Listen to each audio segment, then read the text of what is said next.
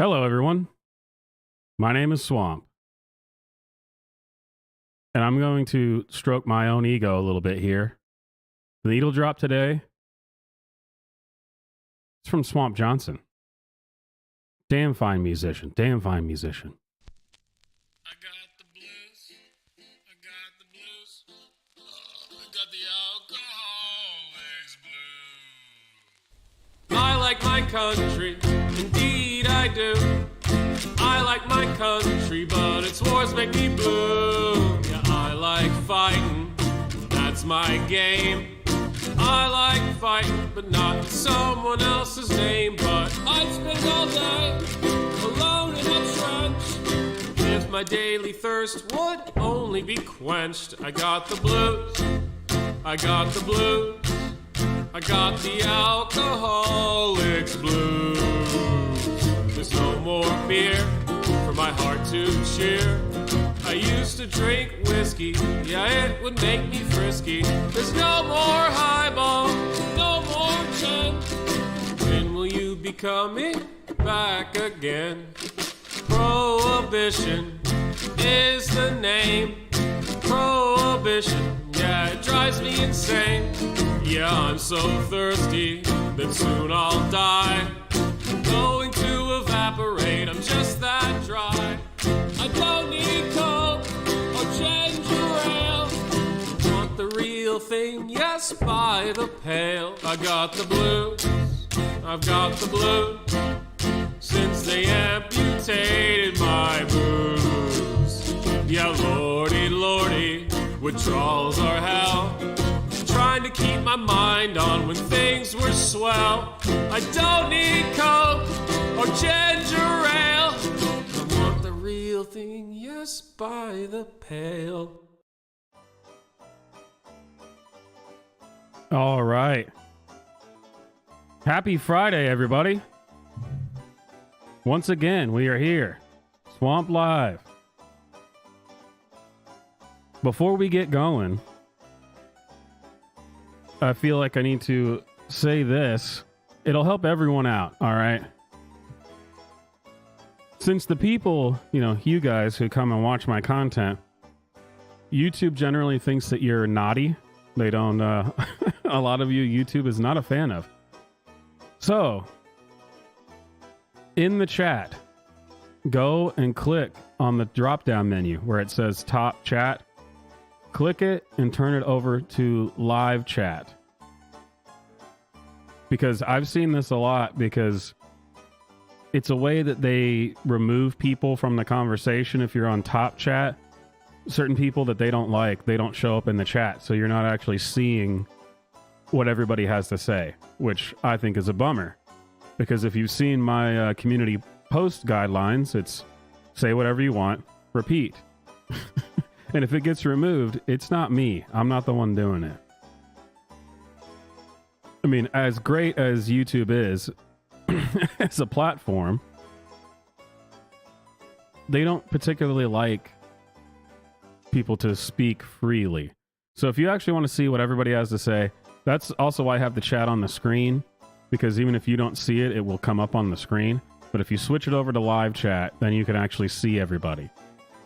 Unless they really don't like you, and then they'll just delete your they'll delete your chat before it even happens. Which is just great. I mean, it's just fantastic. And I wanted to ask you guys, I wanted to see, is it just because of all the crazy content that I watch, for this channel? Or are all ads in general getting more social justice-y and more gay? I actually got an ad that was telling me about, it was like a financial ad, and they were talking about loans and stuff, and they were specifically, the ad was because we know that all of the institutions in the United States are built against black people. Bank with us and we will come on, really? I don't know, maybe it's just me. Maybe it's because of all the content that I watch for this. Maybe my algorithms are skewed because I do watch what these crazy people have to say. I don't know. Seems like it's getting more and more prevalent because it's a death rattle. People don't really like this stuff anymore. They are not fans of the crazy woke nonsense. Anyway, tonight we're going to have Swamp News. We're going to go over left-wing and right-wing representation on Wikipedia and see the differences in what they allow on there and what they remove things. They say well, this isn't true. This is the correct way to characterize this. And it's absolutely insane. It's absolutely insane. And then, of course, we're going to have to go over the World Economic Forum, Davos, the just absolute brilliant people there, and what they've been coming up with, because, man, they really know what's best for everybody. I mean, they're doing things there. They are doing things. All right. Let's get started. Swamp News.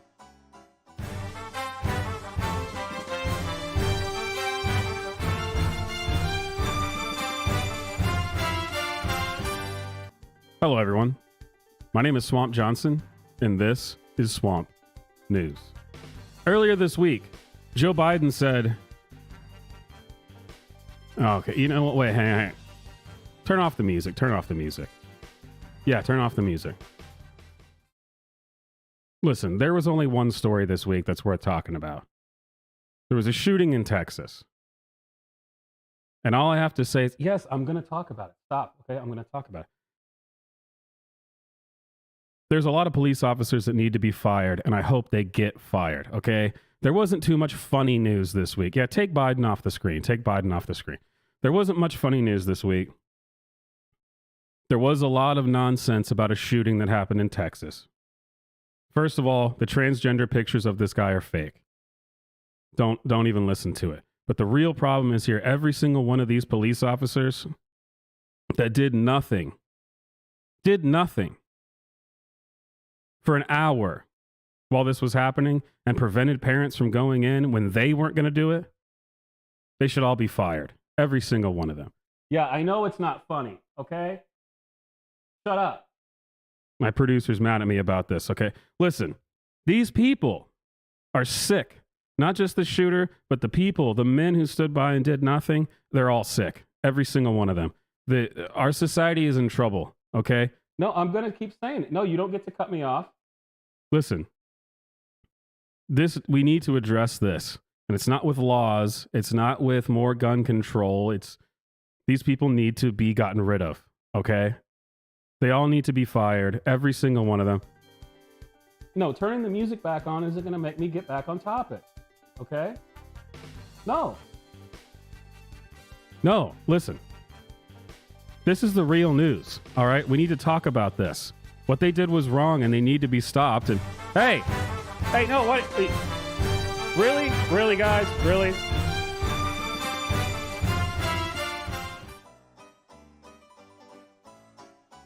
Well,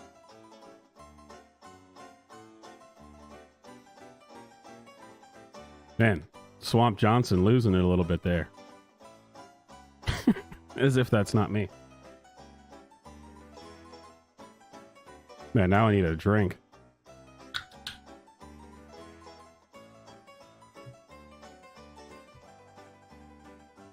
Yeah, I know. It wasn't funny.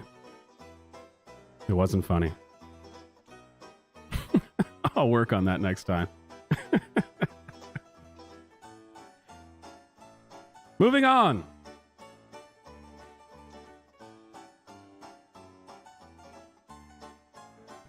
You guys remember years ago when Wikipedia started?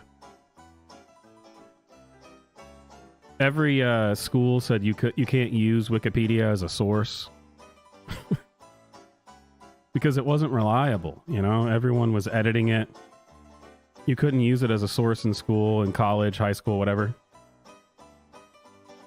And now suddenly we use it as sources for stuff all the time.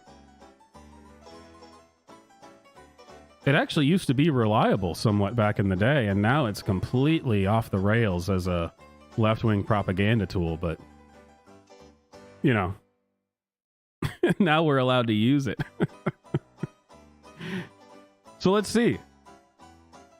Left-wing versus right-wing. Let's see what they have to say about this, because I'm sure they're reasonable.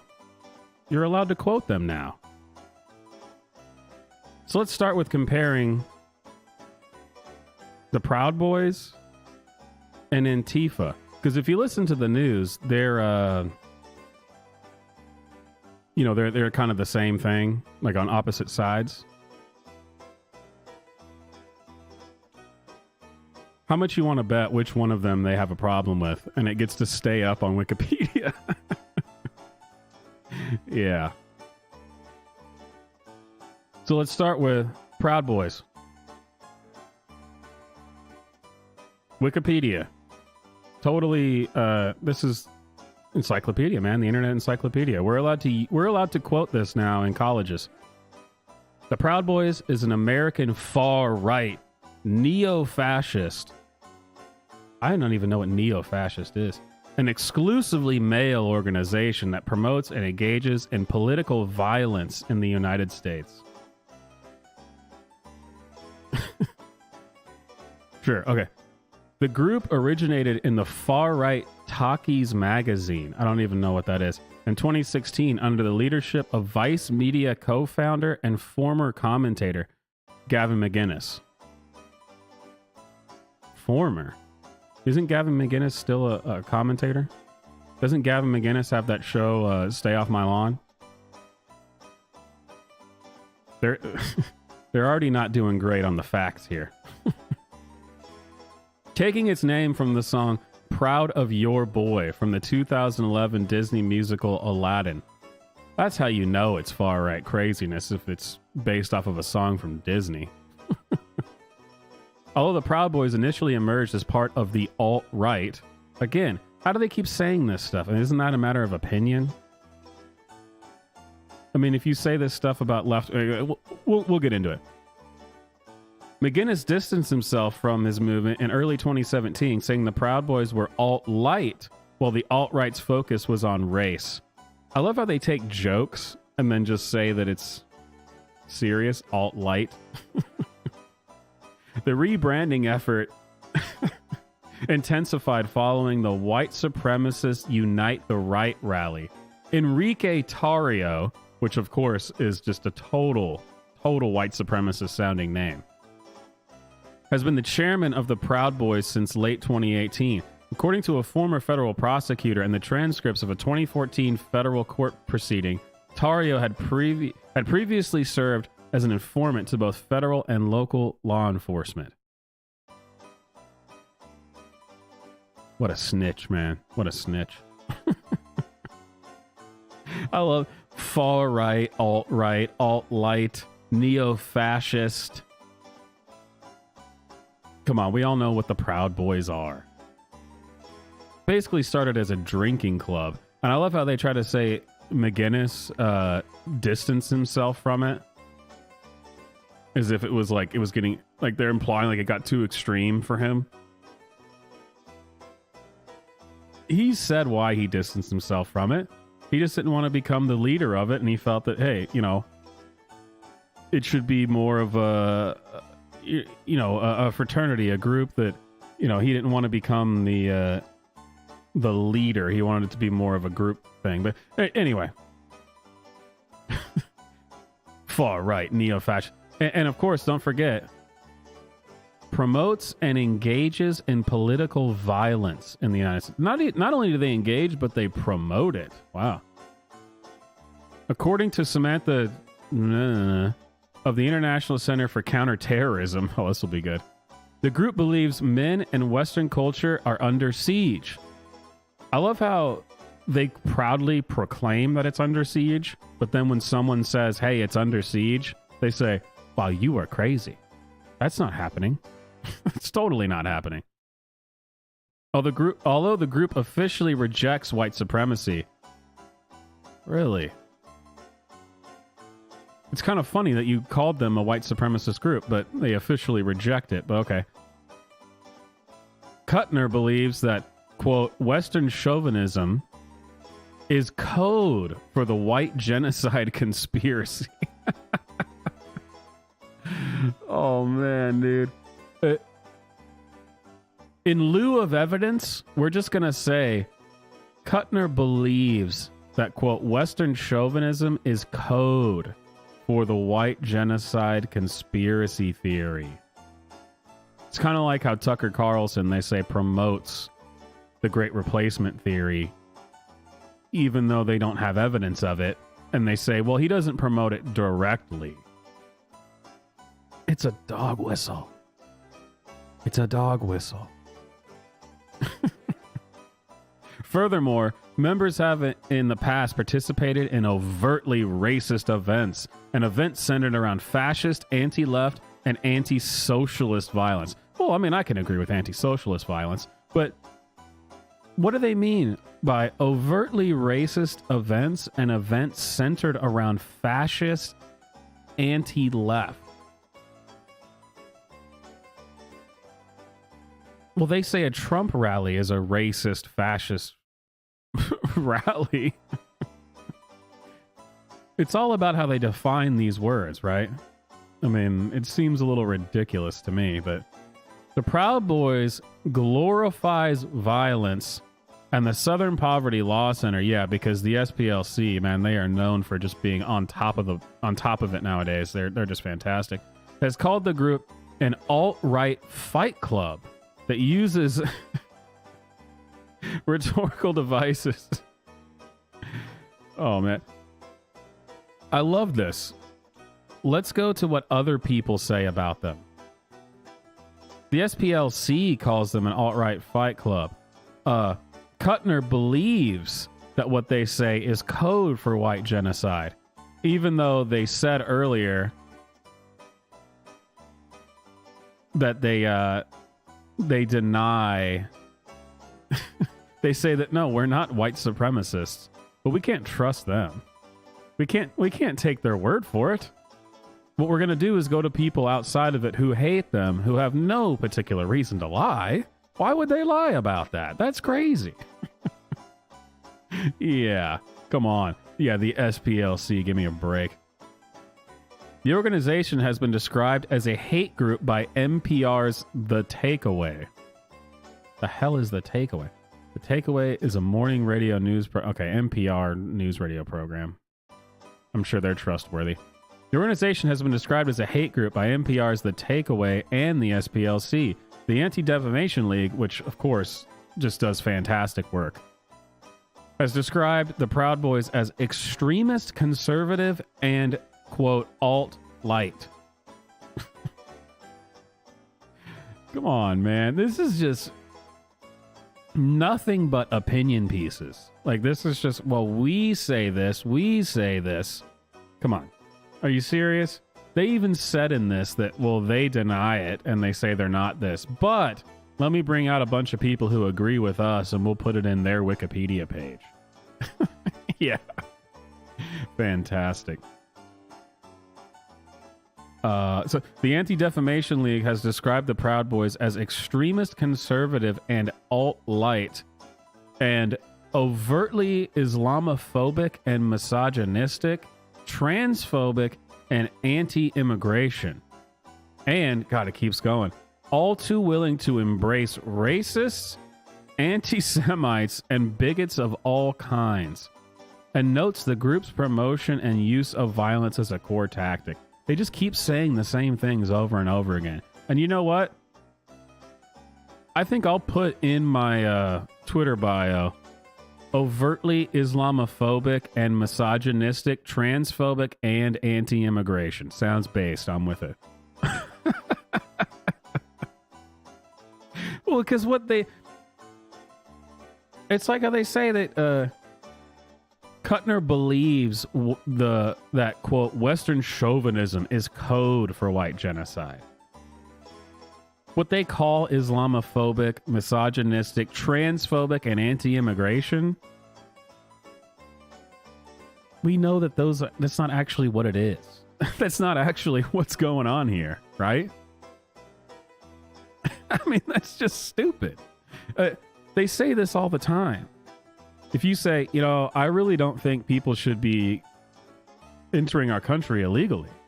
I think that they should probably go through the legal avenues for immigration.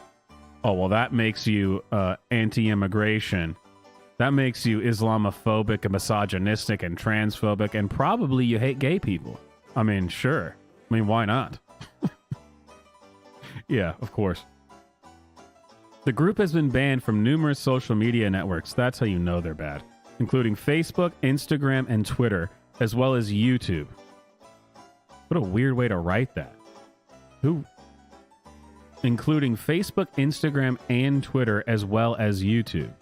Wouldn't you just say Facebook, Instagram, Twitter, and YouTube? Sure, grammar, whatever.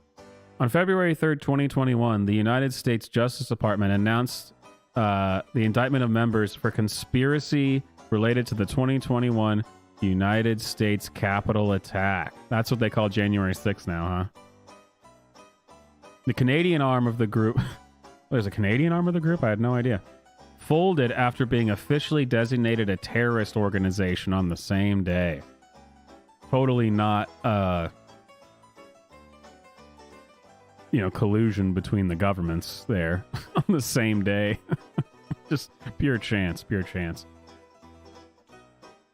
But I guess if you defer to the experts, the experts know what's up. Since then, at least 24 Proud Boy members and affiliates have been indicted for their alleged roles in the insurrection. The organization was subpoenaed by the House Select Committee on the January 6th attack in November 2021. Does this seem like a fair description? Like, does this seem like an unbiased description of the Proud Boys? And I love how if you look over here, ideology, it has all these things, and Trumpism. Apparently Trumpism is an ideology now. Trumpism is a term for the political ideology, social emotions, style of governance, political movement, and set of mechanisms for acquiring and... God, man, they just can't define anything in a short way, can they? And keeping control of power associated with Donald Trump and his political base. Literally none of that exists. Shut up. And I like how they even say in this that they don't claim to be far right or alt-right, but under the thing on Wikipedia it says political position far right. Major actions: harassment, picketing, political violence, and terrorism. Wow. Dude, these sound like some bad dudes, man. These are some bad dudes. I mean, I can't believe a white nationalist, white supremacist organization led by a man named Enrique. Enrique? I can't believe this is allowed to exist. This is just crazy. Usually when I think of white supremacy and the white genocide conspiracy theory, I think of a man named Enrique Tarrio. Dude, come on. Get out of here. I do like their logo, though. I can dig it. I can dig it. So there you have it. There's the Proud Boys, and this is what Wikipedia says about them. I'm not sure any of those things are true. But if you were to follow the mainstream media, they often talk about how there's two sides to the coin, right? There's Proud Boys and Antifa. They always talk about them fighting. So this is how they feel about the Proud Boys. And again, it says in their own Wikipedia, none of this is actually true. They say it. They say that we believe this. Someone else describes them as. So it seems that there's no actual facts here.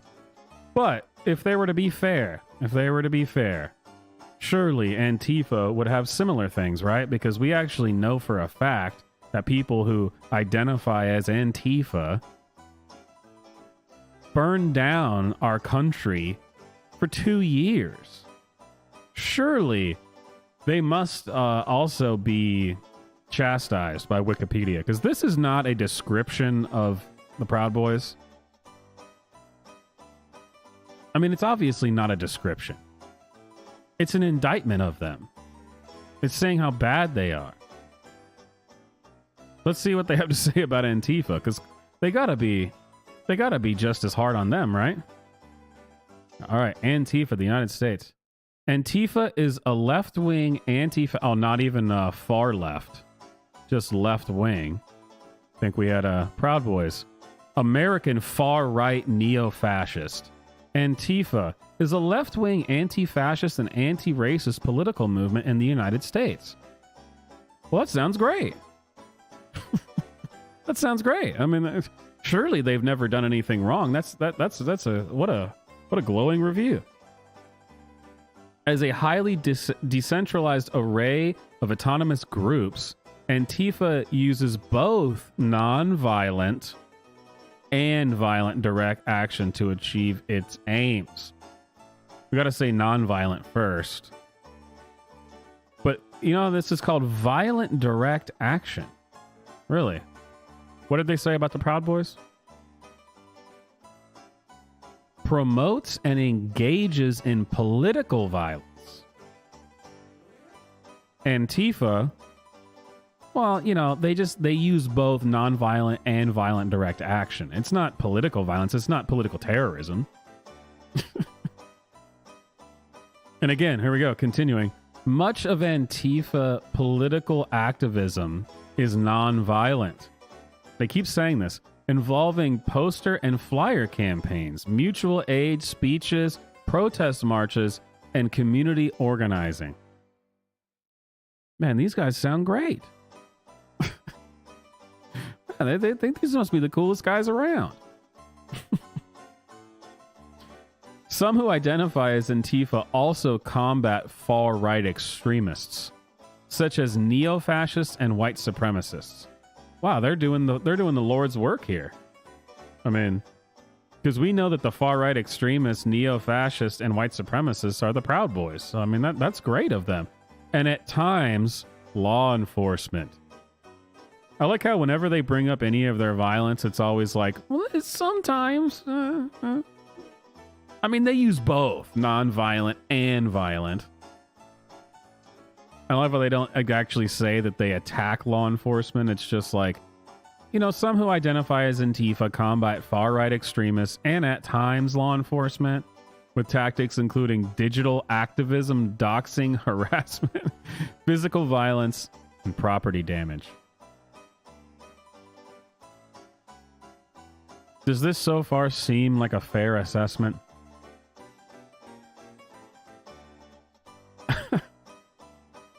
Compared to the first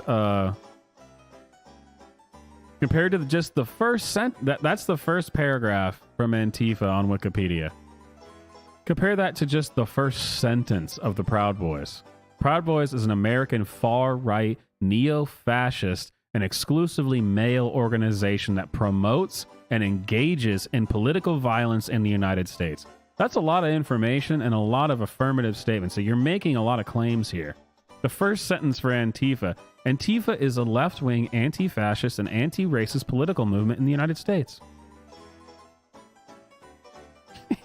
That seems totally unbiased. Oh, that's fair. That's a fair assessment.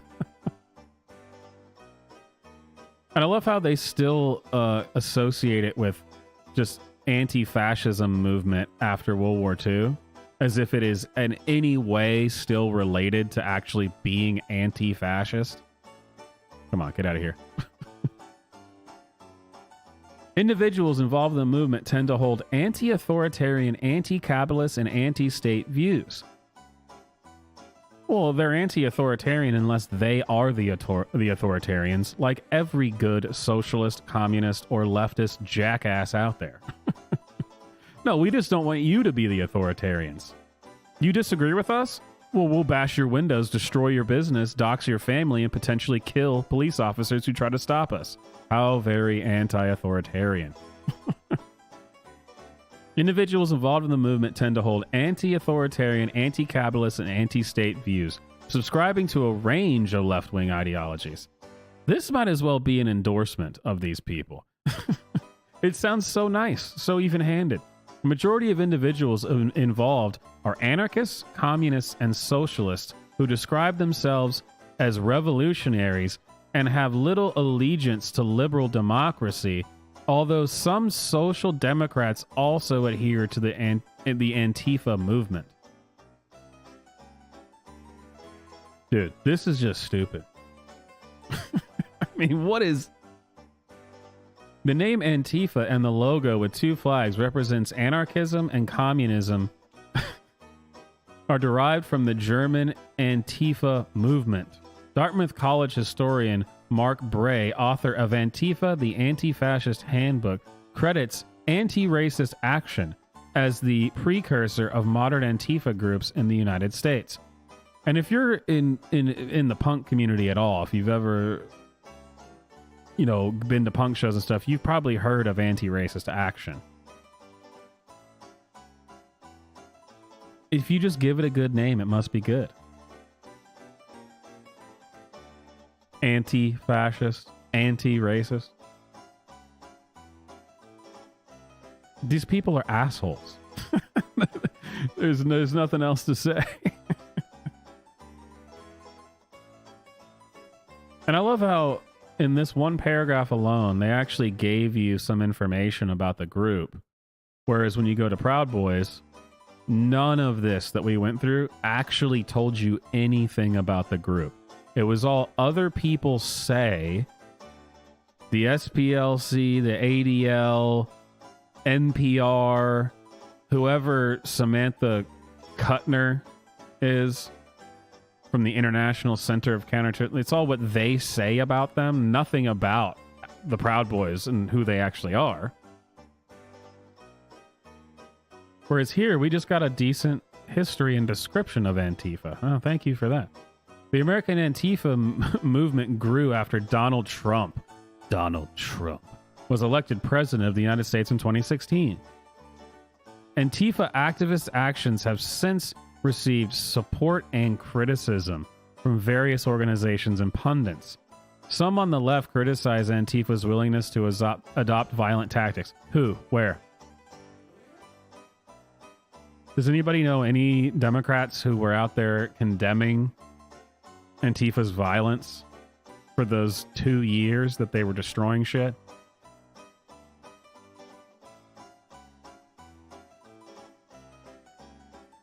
As I recall, Kamala Harris was fundraising for them. So was, what was it? Rashida Tlaib or Ilhan Omar or whoever it was. A lot of people were. They're trying to make it sound as if there was reasonable criticism on both sides. Some of the left criticize Antifa's willingness to adopt violent tactics. Was that like when Maxine Waters said you should get out in the street, get in their face? Was that the condemnation? I don't know. Some on the left criticize Antifa's willingness to adopt violence tactics, which they describe as counterproductive, emboldening the right and their allies. See, that's the one thing that they never brought up on the Proud Boys page. See, it says here, emboldening the right. They never bring up the fact that the reason Proud Boys started showing up to protests and stuff was because Antifa was attacking people.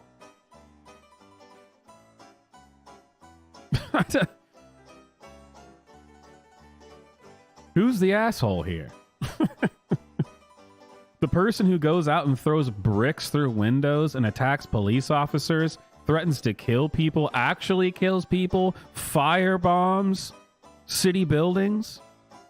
Or the people who go, guys, I don't think we should allow this anymore. I think we should put our foot down. No, yeah, right. I forgot. That's American far-right neo-fascism. Stopping people from attacking your city. Far-right neo-fascism. Many right-wing politicians and groups characterize it as a domestic terrorist organization or use Antifa as a catch-all term for any left-leaning or liberal protest actions.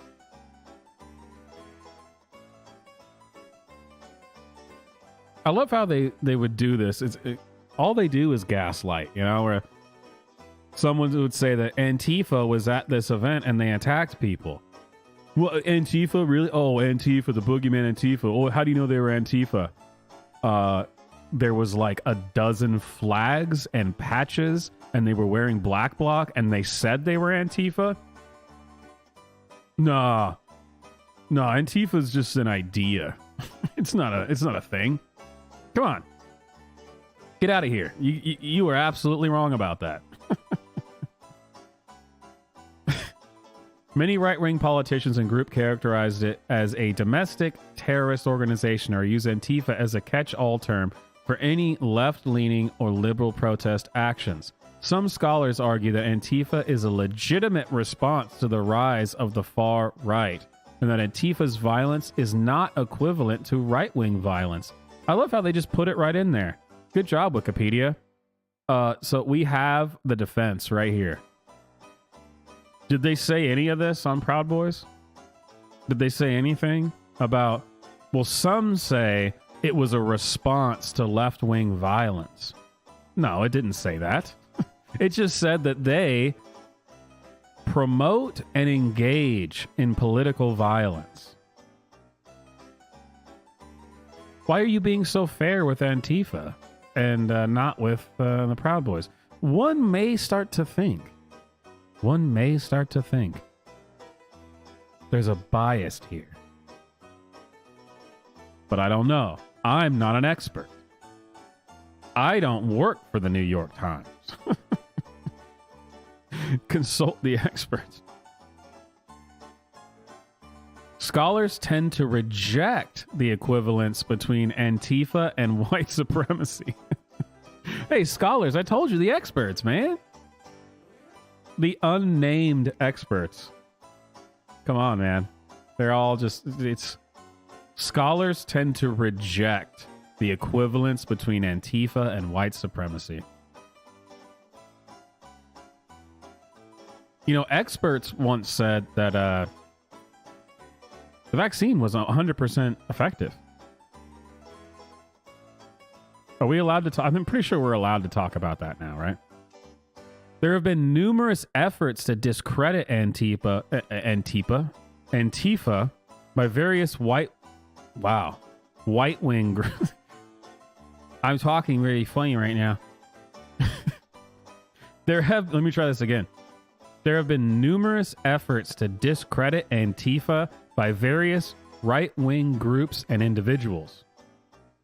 I have a feeling we're about to hear why they are wrong.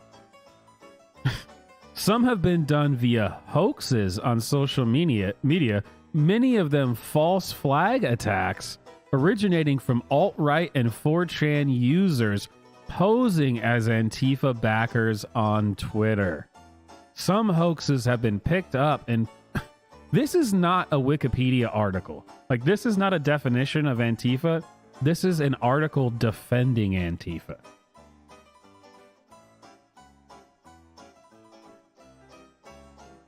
How could you possibly see this as anything other than that? I mean, everything I read about the Proud Boys was just ripping them and saying how evil they were, that they are alt-right, alt-light, neo-fascist, far-right, promoting violence, terrorists. They're domestic terrorists. They've been designated domestic terrorists. They didn't actually name any events or anything. They did mention that the Proud Boys say they are not white supremacists, but they said, well, that's clearly not true. The experts say that they are. And then all of this stuff is, there have been numerous efforts to discredit Antifa by various right-wing groups and individuals. And then an entire paragraph saying how that's wrong. That's not true. It's not true.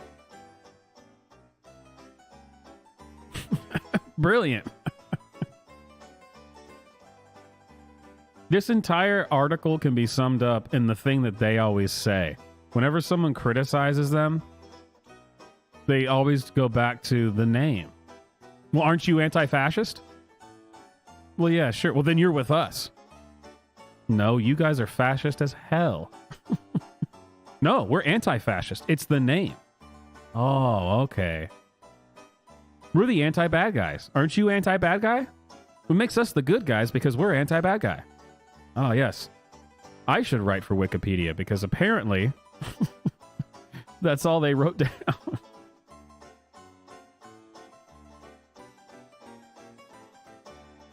God, these people, man. And I love how they just started defending the state. The anti-fascists were defending the state. What?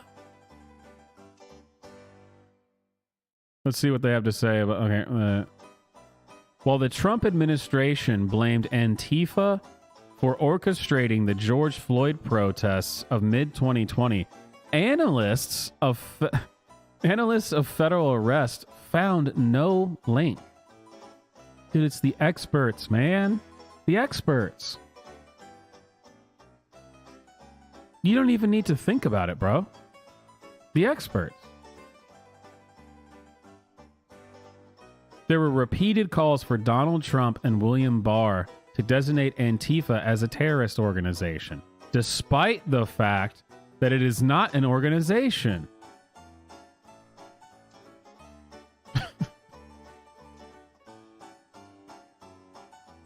How could anyone read this as anything other than celebrating and agreeing with Antifa?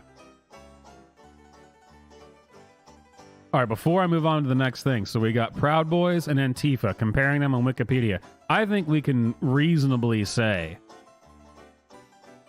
Wikipedia is obviously left-wing bias. I mean, all we have to do is read the first parts of both. The Proud Boys is an American far-right, neo-fascist, and exclusively male organization that promotes and engages in political violence in the United States. Antifa. Antifa is a left-wing, anti-fascist, anti-racist political movement in the United States.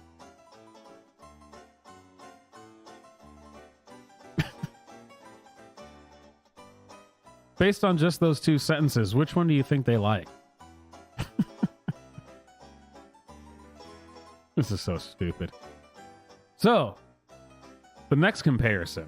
Proud Boys and Antifa. The next one, Project Veritas and Media Matters. Which one do you think Wikipedia likes? As if we don't know, of course.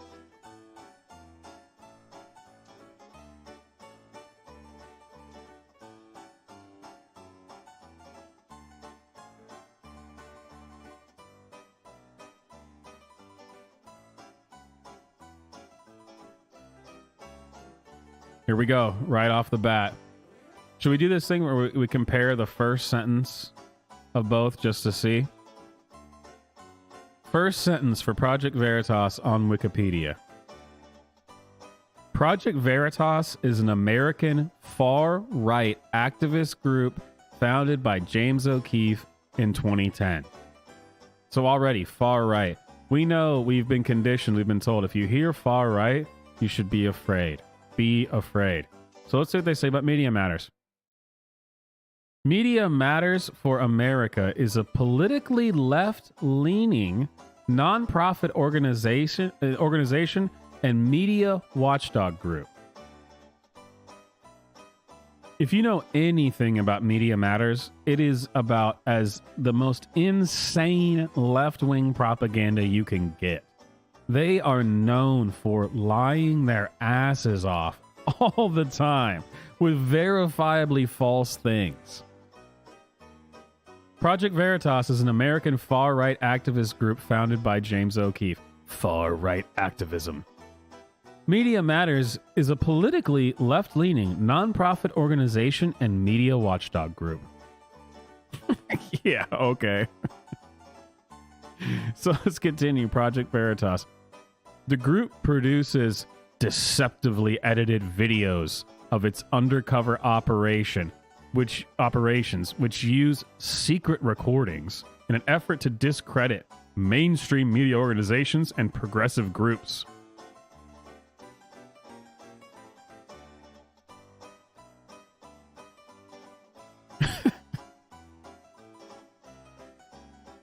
The The worst thing you could possibly see, actually, what they just said, I would call a media watchdog group.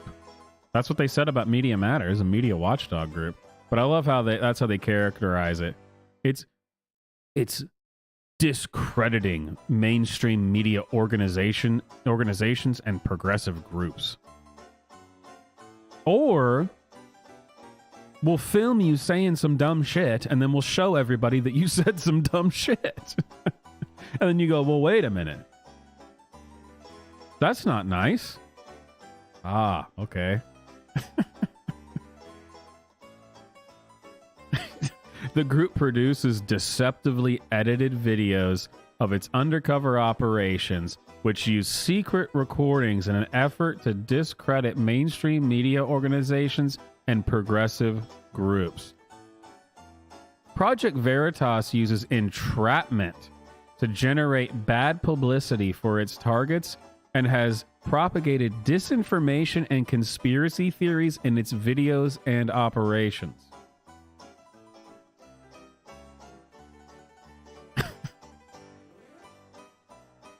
This is supposed to be the online, it says right here, the free encyclopedia. Do you think that this is a fair representation, or someone who has an axe to grind and absolutely hates Project Veritas? That's just the first paragraph. That's a lot of craziness in that first paragraph. And all of it is verifiably false. And Project Veritas has been to court over almost every single one of those statements and has won. How does this get to stay up? It makes no sense. So let's go back to Media Matters. Let's see how they describe it. You already know that if this is how short the intro is, they probably like them. Here, look at it. Bam. I mean, there's 3 paragraphs. Oh yeah, hey. Media Matters? Dude, it's just a politically left-leaning nonprofit organization and media watchdog group. Media Matters was founded in 2004 by journalist and political activist David Brock as a counterweight to the Conservative Media Research Center. It is known for its aggressive criticism of conservative journalists and media outlets, including its war on Fox News. Man, those are good dudes, because I have heard all those words before, and they're generally said about, people that we like.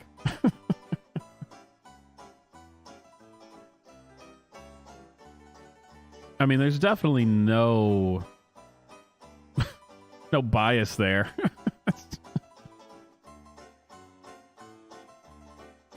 God, look how sparse the information is. They just say, dude, believe us, man. These guys are on top of it. They're cool. We don't really need to go too much into it. Oh, Project Veritas. Holy shit. 3 paragraphs.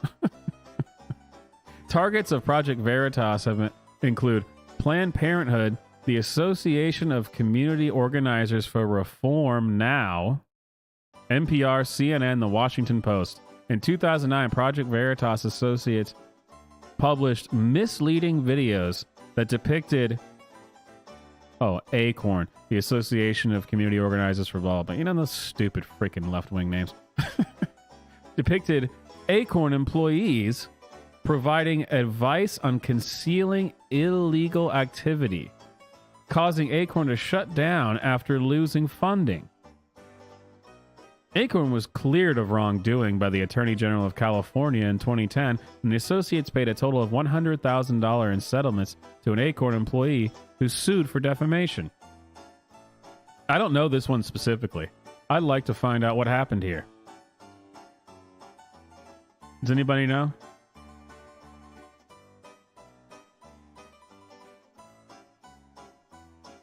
In 2009, workers at offices of the association... God, I don't even want to read the name over and over again. A nonprofit organization that had been involved for nearly 40 years. I can't... Are they saying that... Are they implying that they did not provide advice on concealing illegal activity? I don't know. I mean, this is definitely not a description of Project Veritas. It's more of an indictment. NPR CEO Vivian Schiller Schiller. Resigned in 2013 after Project Veritas released a deceptively edited video portraying another NPR executive making controversial comments about the Tea Party movement and NPR's federal funding. Okay. Project Veritas unsuccessfully attempted to mislead the Washington Post into publishing false information about the Roy Moore sexual misconduct allegations in 2017. The Post won a Pulitzer Prize after uncovering the operation.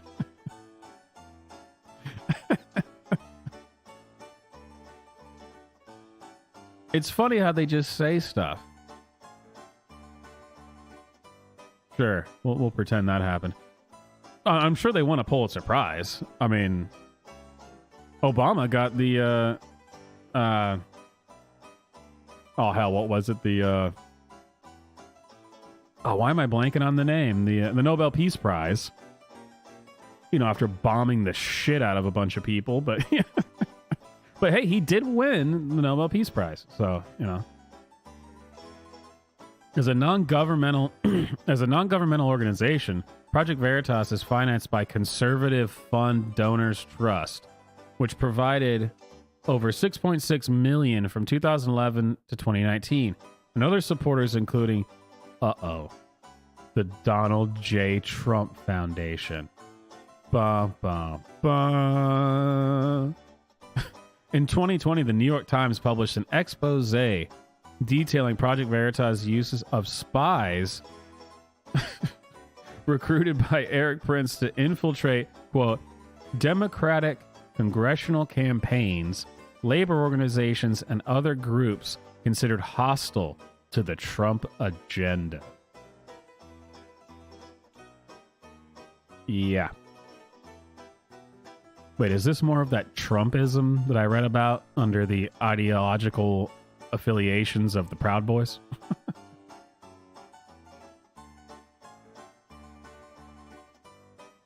The Times piece notes O'Keefe's and Prince's close links to the Trump administration.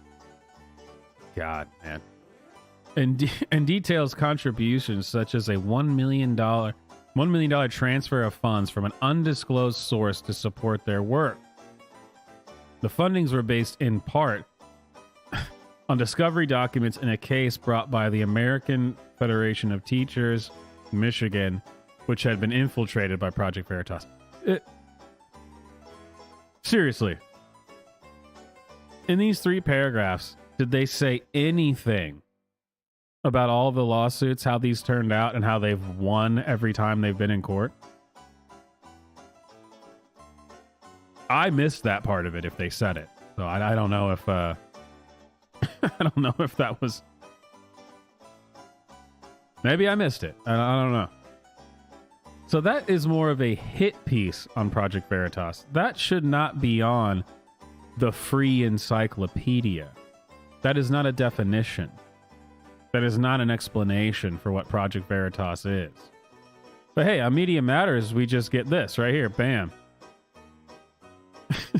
A politically left-leaning nonprofit organization and media watchdog group. Couldn't you describe Project Veritas the same way? Even though they don't have a political persuasion, because even though they didn't say it at all in their 3 paragraphs there, they've gone after Republicans too. A lot of them, actually. So they're not actually left or right. But couldn't you just call them a media watchdog group?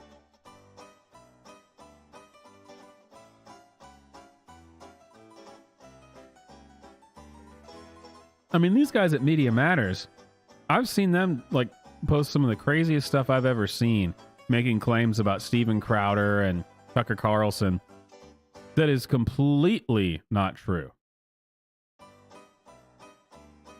But they're just a nonprofit organization and media watchdog group. I mean, no big deal. See, then you go through the history and then you go through funding. Then they just kind of give you a description of what Media Matters is. Talk about their best stories, the war on Fox News, Tucker Carlson audio recordings,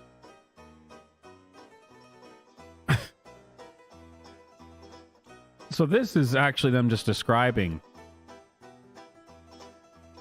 with a little bit of a wink and a nod, right? Yeah, these guys, they're legit. Project Veritas, you can't even, before you even get into the history of the organization, it's just a giant hit piece. So, you know, this may surprise some people.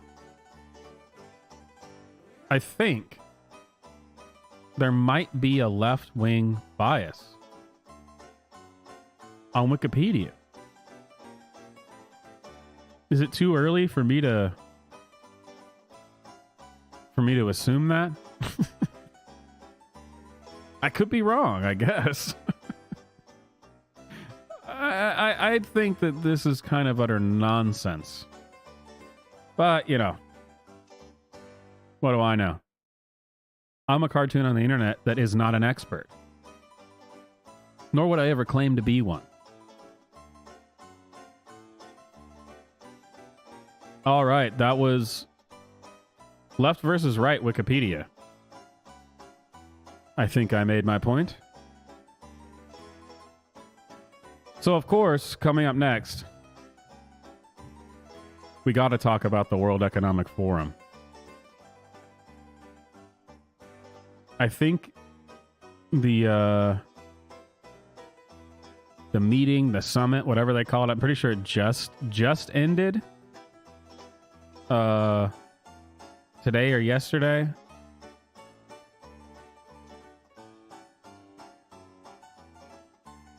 But I'm going to throw this over to the chat. Oh, and reminder, if you're just coming in here, if you're using the chat, change it to live chat. Don't leave it on top chat. Live chat will give you what everyone's actually saying, whereas top chat cuts people out that they don't like. So if you actually want to be in the conversation, switch it to live chat. So I'm going to throw it to the chat with a poll here. We're going to go to the World Economic Forum.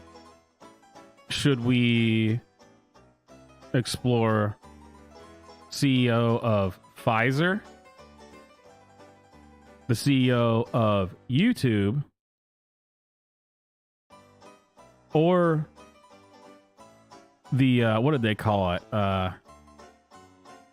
They called it the panel that was preparing for the next pandemic panel, where it had people like Bill Gates and others discussing what world governments need to do to prepare for the next pandemic. So here we go. We only have time to do one, I'm pretty sure. So CEO of Pfizer, CEO of YouTube, or the pandemic panel. I did go over the Susan Wojcicki from YouTube on Over the Legal Limit, like, what was it, 1 or 2 nights ago? So some of you may have already seen that, but it's worth going over again if people want to see it, because it's so crazy. Well, I mean, all these people are crazy. The World Economic Forum is crazy. And we need to pay attention to this, because they've been doing this for years. And now we're starting to pay attention, man. We're actually starting to pay attention and realize that these people, they're about as evil as you can get. There was one woman who was talking, I can't remember if it was with it was one of the panels, but she was talking about how everyone at the World Economic Forum needs to be moving towards helping to redefine freedom of speech in the world, because, you know, freedom of speech is just generally dangerous, and we want people to have freedom of speech, but we also need to limit it. So we need to reprogram people's brains about freedom of speech. He's basically saying we want to censor everybody we don't agree with, but we don't want them to know that we're censoring them. We want them to still believe they have freedom of speech, just like Germany, the UK, all these European countries that believe they have freedom of speech for some ungodly reason when they do not. Hey, America, #1, baby. We're the only one that has it in law. Freedom of speech. And God, they hate that. They hate that so much. All right, looks like we're going to do the pandemic panel. 46%. Any last minute votes? Any, should I cover up the windows and maybe add my own votes so I can get exactly what I want? Got any suitcases coming in late? Or did a pipe burst? And just don't look, everyone go home and I'm going to change it. It's something like that. Anyone else? Last minute votes?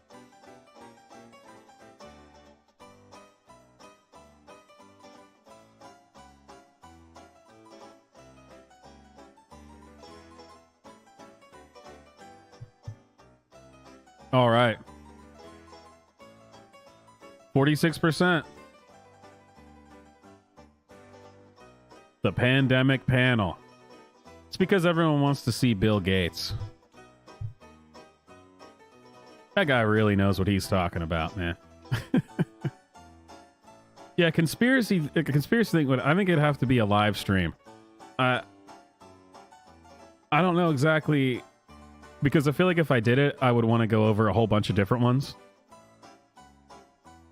So it'd either be like making a whole series where I do like 10 different videos, or we just go over it all in a live stream, in the conspiracy stream. Or what is Alex Stein? What does he call his show? The Conspiracy Castle.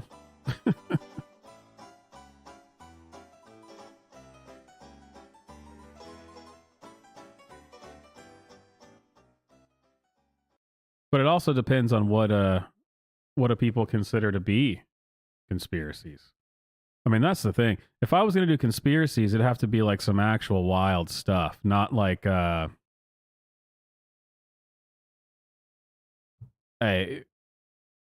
things that they said were conspiracies that we now know are not conspiracies, like the origins of COVID and stuff. It'd have to be something interesting, you know, something that is actually a conspiracy that could be true, but we don't exactly have proof of, you know, kind of thing. Like New World Order stuff, even though I guess we have a lot of evidence for that stuff now. All right. I'm going to change up the background music so we don't have to keep listening to the same one over and over again. Here we go. The preparing for the next pandemic.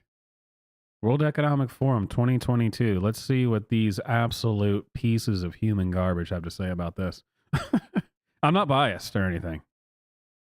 Good evening, everyone. My name is Stephanie Mehta. I'm the CEO of a company called Mansueto Ventures. We publish Fast Company and Inc. magazines, and I'm delighted to moderate today's panel on preparing for the next pandemic. As you know, roughly one human pathogen emerges every year, and any one of those novel pathogens could have the potential to be the next pandemic. Today, we're going to explore the question of how the public and private sectors can work together to protect lives and livelihoods. There's already some interesting examples God, it sounds like they care so much. Just happening today. Comic Relief US announced a $10 million pledge to the Global Fund, which is the first private organization to announce a commitment to the Global Fund's 7th replenishment. The World Economic Forum continues to support a number of global public-private partnerships, including the pathogen surveillance initiatives. And there's so many other conversations happening here at the World Economic Forum that point to the importance of public-private partnerships, and we're going to explore a little bit of that on the panel today. Before I introduce our esteemed panel... I love how the setup for it, like the whole setup, like this introduction already sounds like it's it's bad news. Do people listen to this and go, oh, that sounds great. That sounds fantastic. Public-private cooperation, you know, we got to work together. We're just protecting everybody, man. We're just protecting everybody. Just a little bit of housekeeping. Those lockdowns were for your protection. Do you not get this? Jeez. We will have a little bit of time at the end for audience Q&A, so please use Slido, the Slido app, in order to submit your questions, and I'll see them here on my iPad. And if you are going to use social media, if you're going to tweet or mention this panel, please include the hashtag WEF22. There you go, guys. So if you're going to tweet about it, include it. Helen E. Clark WEF22. is Board Chair, Partnership for Maternal, Newborn, and Child Health. Oh, before we continue, she's talking about, like, if you're going to tweet about it or whatever, use this hashtag. Look at this. I'll zoom it in for you. Every single one. This is from their official channel. Of course, the comments are turned off. But, are you sure you want people talking about it? 344 likes, 3.5 thousand dislikes. Are you sure? Are you sure you want people talking about it? Because you turned the comments off. And by the way, there's it's a browser attachment you can download, so you can see it brings back the dislikes, because you can't actually see the dislikes anymore. But come on. Do you think people actually agree with you? Every single one of their videos is like this. This is actually one of the higher like counts that I've seen on one of the World Economic Forum videos. 344 likes, man. That's pretty good. 28,000 views. 344 likes, 3.5 thousand dislikes. Yeah. You guys are killing it. People love you. People love the World Economic Forum. For the World Health Organization. They're just trying to help all of us, man. Why wouldn't you like them? And she's also the co-chair of the Independent Panel for Pandemic Preparedness and Responsiveness. We also have with us, we're very fortunate to have President Paul Kagame, President of Rwanda, followed by Bill Gates, co-chair of the Bill and Melinda Gates Foundation, as well as the author of Bill a looks like new he's lost some book weight, man. About preventing He got the bullied next into pandemic. losing weight online. We're followed by France D'Souza, who is the President and Chief Executive Officer of Illumina, Inc., and finally Peter Sands, who is the Executive Director of the Global Fund to Fight AIDS, Tuberculosis, and Malaria. Thank you all for being here. I want to start with Bill Gates. Your new book is titled How to Prevent the Next Pandemic, but this panel is about preparing for the next pandemic. So, is the next pandemic really preventable? Well, the ideal is that when you have outbreaks, that you detect them early and you contain them before they go global. Less than 2% of the deaths are in the first 100 days. Infectious disease is an exponential phenomena. And I feel like, why would anybody ever listen to this asshole? It's like that clip that I played, what was it, last week? I think I played it, where he was talking about we now know, COVID really wasn't that big of a deal. It was kind of like the flu, which, anyone who said that got in trouble, but really, we should have mobilized faster. We should have locked down faster. We should have had a faster way to take control. Wait, so you're saying that this was not a big deal at all, but we should have locked down faster? Yeah, I'm not going to listen to anything you have to say now. You might as well have just said, listen, I'm a moron. I'm a moron. I'm a moron. I'm an evil moron. Thank you. So if you let it run, then it's very difficult to rein it back in. The true exemplars, the variance between the death rates in countries with similar GDPs is quite dramatic. You have almost, a factor of 50 between the good performers and the poor performers, where sadly the U.S. Is in that poor performer category. And there's clear things. That's the thing, though. It's really not. Man, look at that face. Sorry for that freeze frame. But it's really not. Poor performers? No. No, actually, no. No, just shut up. That they did, if those were done early around the outbreak, then you could prevent it from spreading to lots and lots of countries. So that certainly should be the goal, is to not let it go global. And we'll explore some of those very specific things that countries and institutions can do to help prevent the next pandemic. President Kagame, let me ask you, what do you see as the top lessons that we've learned about preparing for the next pandemic from dealing with the COVID-19 pandemic? To begin with, we have to act as if there is going to be a pandemic sooner or later anyway. So we already know what the next pandemic is, bro. They've been telling us. It's the monkeypox, man. Monkeypox gonna get you. Get prepared for that, either to prevent it or stop it spreading. But definitely don't bring up the monkeypox is mostly gay and bisexual men that are spreading it. And you really don't have to worry about it unless you're in those circles. Don't bring that up. That's homophobic. As Bill has just said. But what we have learned, for example, from the perspective of our continent, we have to deal with capacity issues to begin with. We have to have the capacity to test, to treat, to administer vaccines, and so on and so forth. That is number one. Number two. Yeah, the U.S., we were the worst at COVID response, but I mean, we also were the ones who came up with the vaccines that everybody wants. Okay. But what is this? Like, honestly, what is this panel supposed to be here for? They're literally just talking about the things that have been basic practice in medicine for years. Well, what we really need to do is, we don't want people to get sick. We should take care of them. We should probably try to make some vaccines, and really, we should just, try to not spread disease. Oh, well, thank you. I am so happy that millions and millions and millions of dollars were spent on this panel. Thank you. The lessons we learned also. Oh, wash your hands. That's a big one. We never knew this before COVID. Wash your hands.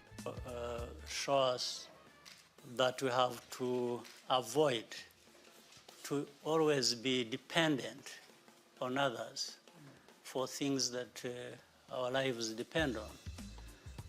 So that's why we seek to build manufacturing capacities for vaccines, like is beginning to happen in different parts of our continent. I'm only going to say this once so I don't get in trouble. The vaccine has a higher mortality rate than COVID. Would be, if you look at across the continent, we have to again work together. We have to put our resources. In which case, continentally, we have the CDC, the African CDC. We also have the African Medicines Agency, and we have to build in their capacity to help all the countries of our continent, 55 countries. The other, I should say, we need really to focus. There is a lot in science and research and technology that we should be able to tap into to deal with all these crises. So we should make investments either in individual countries or again continentally, and that's what we have been doing and seeking to do. That guy literally just said nothing. I mean, what a pointless pointless thing.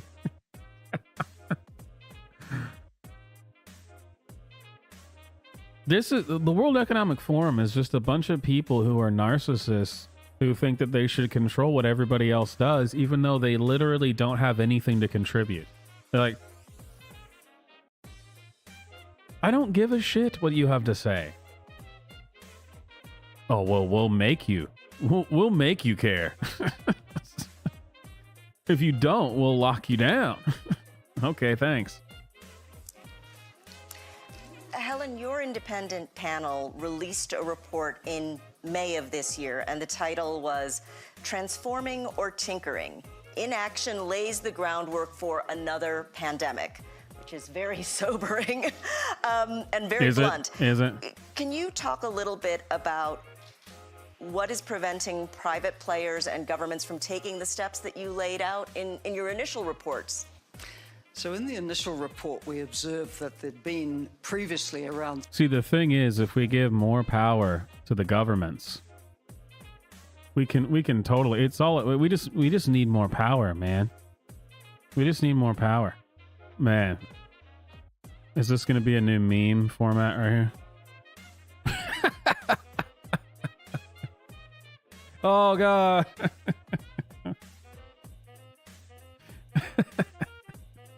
16 different reports, reviews, and commissions on this subject, most of which had never been acted on at all, which is part of the reason why we keep issuing progress and update reports to remind people that there is a good set of recommendations out there. But I think there's always a danger in this area. Our recommendations are so good and so important that we have to remind people that we've made those recommendations. Ah, yes. As they say, ideas so good they have to be mandated. That it falls victim to that cycle of panic and neglect. So we've had panic, right? But the reality is that political resolve to fight COVID is waning. Popular support for measures is waning. You know, people are over COVID. The problem is it's not done with us, but we're in danger of... Remember that TikTok that I put on one of them? They had that stupid song. COVID isn't over just because you're over it. It's over. Go home. To quote Ferris Bueller, it's over. You're still here? Go home. Losing this moment for transformative change. And let's face it, people are still dying in significant numbers every day. People are still developing long COVID every day. Did somebody... These are supposed to be the experts. Long COVID? That's a real thing that people say, long COVID. Here's the hard truth, guys. Because this never happened before COVID. This is a totally brand new thing. This has never happened. Every single day, hundreds of thousands, if not millions of people are going to get sick. Every day. This is just the new reality you're going to have to wrap your head around. I know. Before this, no one ever got sick. But now that COVID's here, and especially long COVID, people are going to get sick, man. It's a bummer. It's a bummer. Low-income countries are horribly under-vaccinated. We've got issues here and now. I think another reason is that the package of things that has to happen is trans-sector, and there hasn't yet been an effort to try and bring together a head of state and government level focus on the range of things that needs to be done. We said this needs a special session at the General Assembly. It needs a negotiated political declaration that brings the different threads together. We're talking not just the WHO and health ecosystem. We're talking the WTOs. We're talking the IFIs. We're talking the wide range of... Why are you talking about the fact that there isn't really a problem and people are over this stuff? It's not really a big deal. That's why we need to bring government in. We need to get more power. We need to consolidate these things and I guess just ruin the world's day. Why? Foundations, players in the space. And so a lot of people are doing bits and pieces, but it's not looking like a coordinated push to get transformational change. And again, I really do want to come back to this idea of how we get that coordinated push. But Peter, I'd like to ask you a little bit about the news that was made today. Any global coordinated push, that's a big no for me. I don't even care what it's for. Anything. Really, just any global coordination as a giant movement. The New World Order, not my thing. Not my thing. Share a little bit about why it was so significant. The $10 million itself is not the big number, although the Gates Foundation did more than match that number. But I also want you to talk a little bit about why it's important to address diseases like malaria, TB, in the context of this conversation about preventing the next pandemic. Well, first of all, we're really thrilled that Comic Relief US has announced this $10 million donation pledge to the Global Fund's 7th replenishment. Comic Relief has been a long-standing... You guys ever notice that things like this, these big tens of millions of dollar donations, they always seem to be going around back and forth between these different people and organizations, yet nothing ever seems to come from it.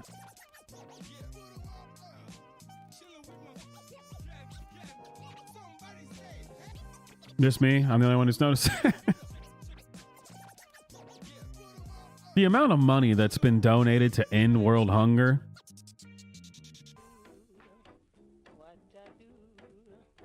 Seems like it never quite works, does it? Interesting. Partner of the Global Fund, so it's great to see them recommitting to the next phase of the Global Fund's work. And as you noted, the Bill and Melinda Gates Foundation has kind of double matched it, bringing it up to 30 million. So thank you, Bill, for that.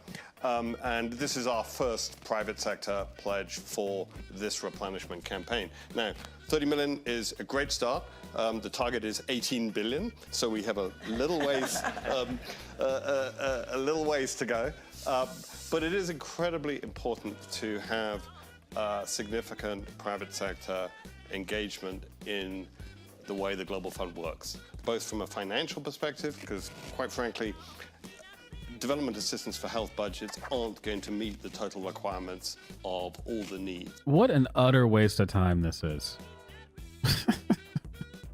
You guys could have just gone to Davos and partied if you wanted to. You didn't have to build this thing around it to try to make it seem like you're doing something for the world.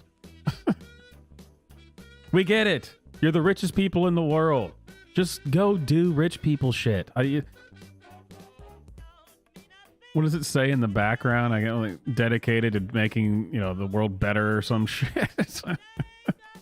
Oh, shut up and just have money. Get away from me. That we face right now. But also because the private sector brings a set of capabilities.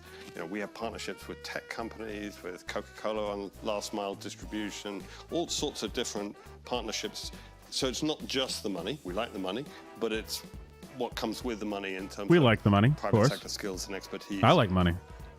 You asked about the link I'm glad we're on the same page. AIDS, TB, and malaria, diseases like that, and pandemic preparedness. I think the starting point is that actually people don't really like thinking about pandemics. I mean, most of us want to wish COVID-19 over. Nobody's told the virus that, but the general attitude is that it's over. I can't believe that they're still pushing that. Oh, sure, people think it's over. It's not over. Yes. It's over because it never started. There was hysteria, but there was no need for it. Shut up. And what we've seen in the past is the public and political interest in investing against pandemics wanes really, really quickly. So if we want to sustain it, we have to do it in a way that actually delivers for people. And we can do that. God, these people are so full of shit. It's infuriating. Is by investing in lab networks, community health workers, supply chains, primary healthcare facilities that simultaneously help countries defeat diseases like HIV, TB, and malaria, and make us safer against future pathogens. And That See, we isn't were that already hard to doing do. that I mean, before actually, COVID. This many stuff countries' is this idea responses that we're to still COVID-19 being somehow we're still being overwhelmed. Like there's just places that are still being overwhelmed. You may think it's over, but it's not over. It just isn't true. were based upon the infrastructure and capacities that had been put in place for HIV, TB, and malaria. I think we just have to be a bit more intentional in investing in multi-pathogen capability, in surge capacity, so that we do achieve those two objectives at once. Francis, can you talk a little bit about the role of innovation in helping us prepare or prevent the next pandemic? Sure. You know, we've recently just crossed over 15 million deaths associated with the pandemic, and that extreme suffering of the pandemic has really challenged scientists and We keep looking at like the total deaths. Here's something I got to tell you guys. That number can only go up. I mean, it can only go up. It's like when CNN had the stupid ticker on the side of on all their news that 24 hours a day they were showing the death count. Oh no, it went up? Wow. Okay, do the flu now. Because I thought that always goes up too. Oh wait, we usually reset the count every season, but not with COVID apparently. Okay, interesting. physicians and technologists to deliver innovation to combat the pandemic. And as we look back on this period, I think we'll recognize just the amount of breakthrough innovation that has happened over the last couple of years on many fronts. On the sequencing front, for example, which is a technology that companies like Illumina provide, which, you know, we provide machines, you put in blood or saliva or plant material, we'll tell you the DNA in it.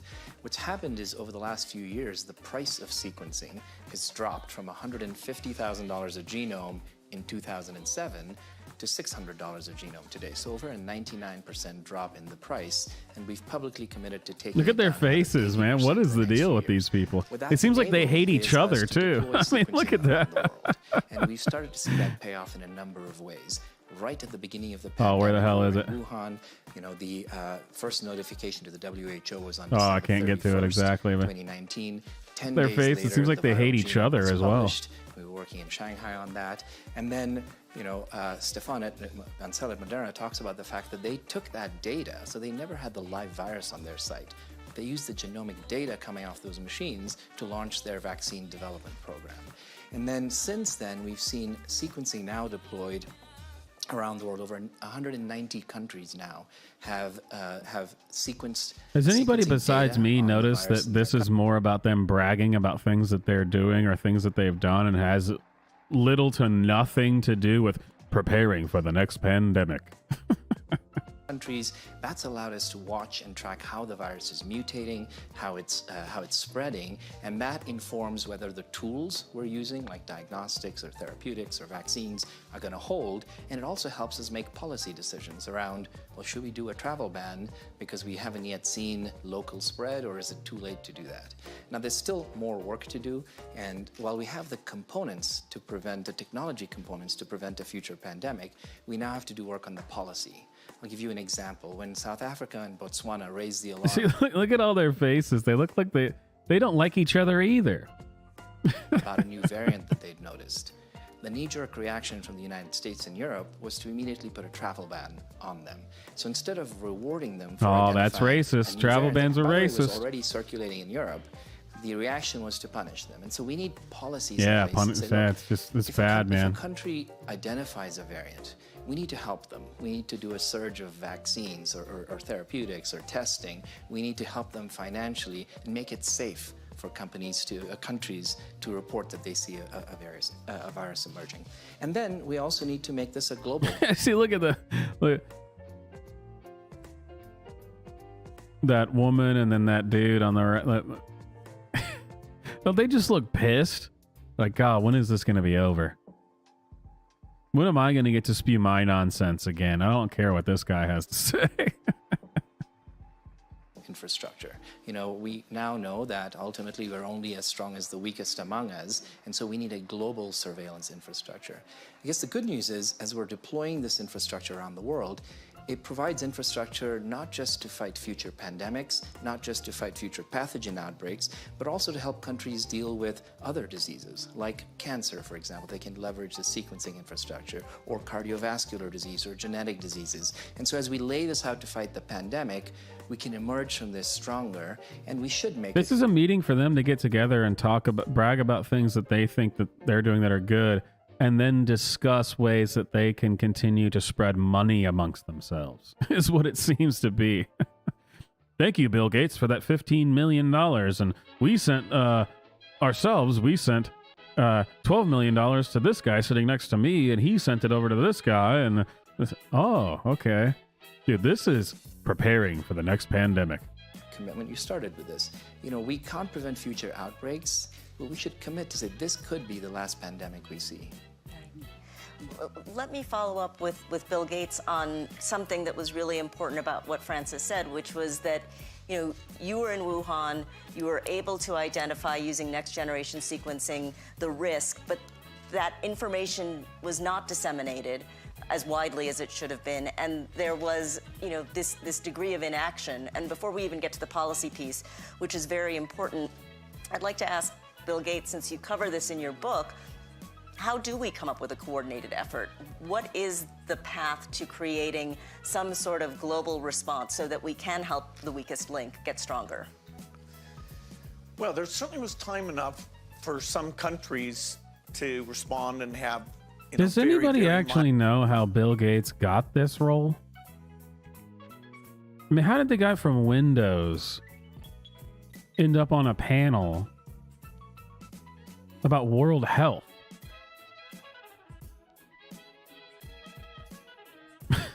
Is it just because he's rich enough, so if he wants to, he can just do whatever the hell he wants, and we have to go, oh, yes, thank you very much, and clap like seals and go, oh, yes, thank you, rich man, give me money. Bill Gates, my super chats are open. Come on, help the poor and downtrodden. Mild pandemics. Ground zero, wherever the emergence takes place, is always going to have the toughest job. Will they see an elevation? Well, I know the Gates Foundation has done a bunch of stuff, funded a lot of research and done things like that. But how does that make him an expert? Was he the one that was actually in the lab, in the hospitals, doing the work? I don't think so. He's only an expert in money, as far as I can tell. In respiratory symptoms? Will they see an elevation in deaths? Will they run a diagnostic panel? They're not going to be sequencing everything, but when you get an elevation, or you get your normal diagnostic panel showing something unusual, then you've got to start sequencing. And so there could be more delay in reaction if we have a country with low capacity and we don't have a global team. People always talk about, let's help countries do better. Yeah, we should help countries do better. But a lot of the pandemic risks are in countries who in the next several decades will not have that local capacity. So you have to have global capacity. If you're serious about pandemics, you have to have global capacity that can come in and do those things. It's almost like I said, it's the global, man. It's global.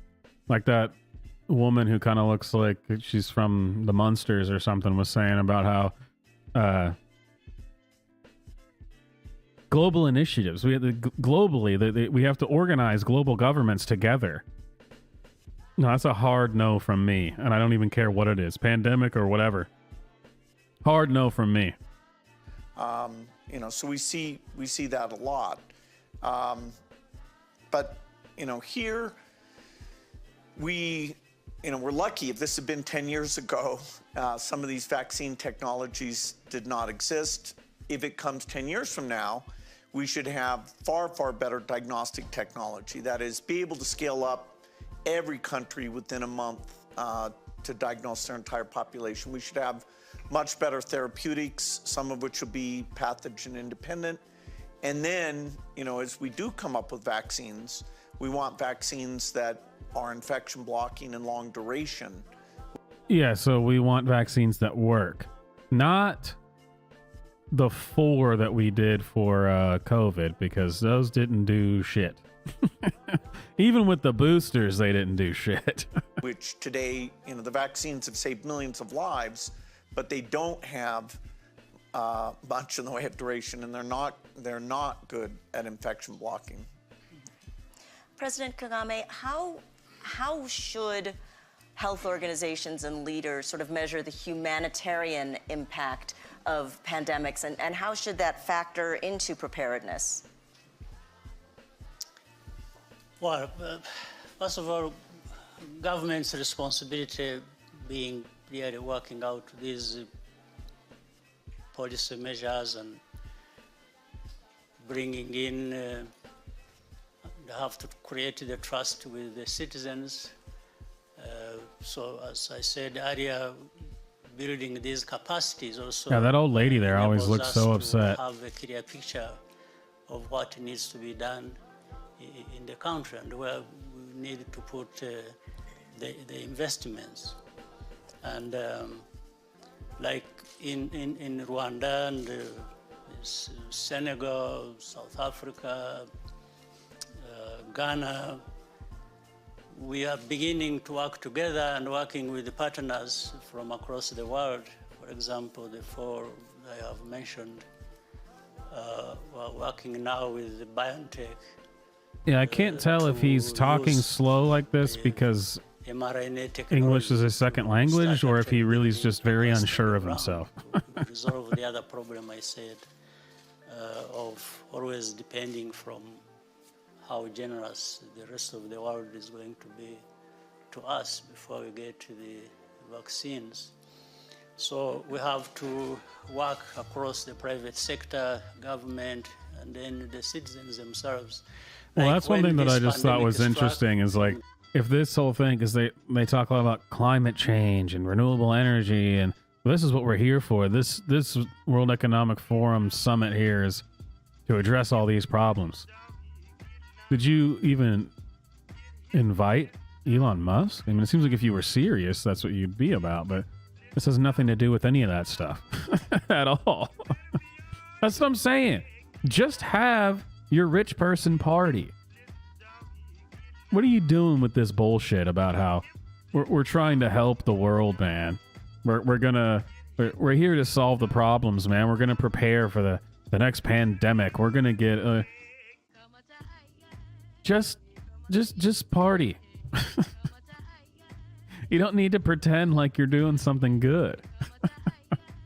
We all know you're a bunch of evil bastards. You're not going to convince me otherwise. And why even waste time with this? This charade, man. All right, let's see. How far are we into how long have we been going? About almost 2 hours. Let's do everyone's favorite thing. TikTok. It's been a while since we went through some TikToks.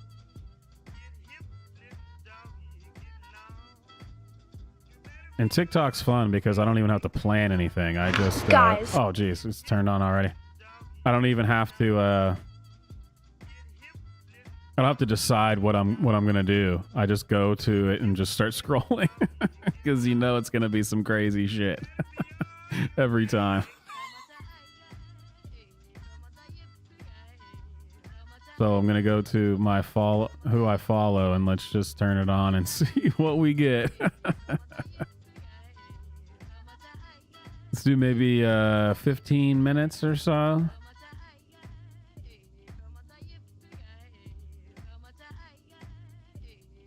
And you know the jazz hop lo-fi stuff that was for the World Economic Forum.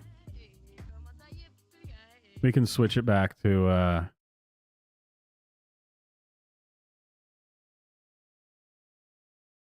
well, I get they always turn on stupid freaking music on these TikToks, but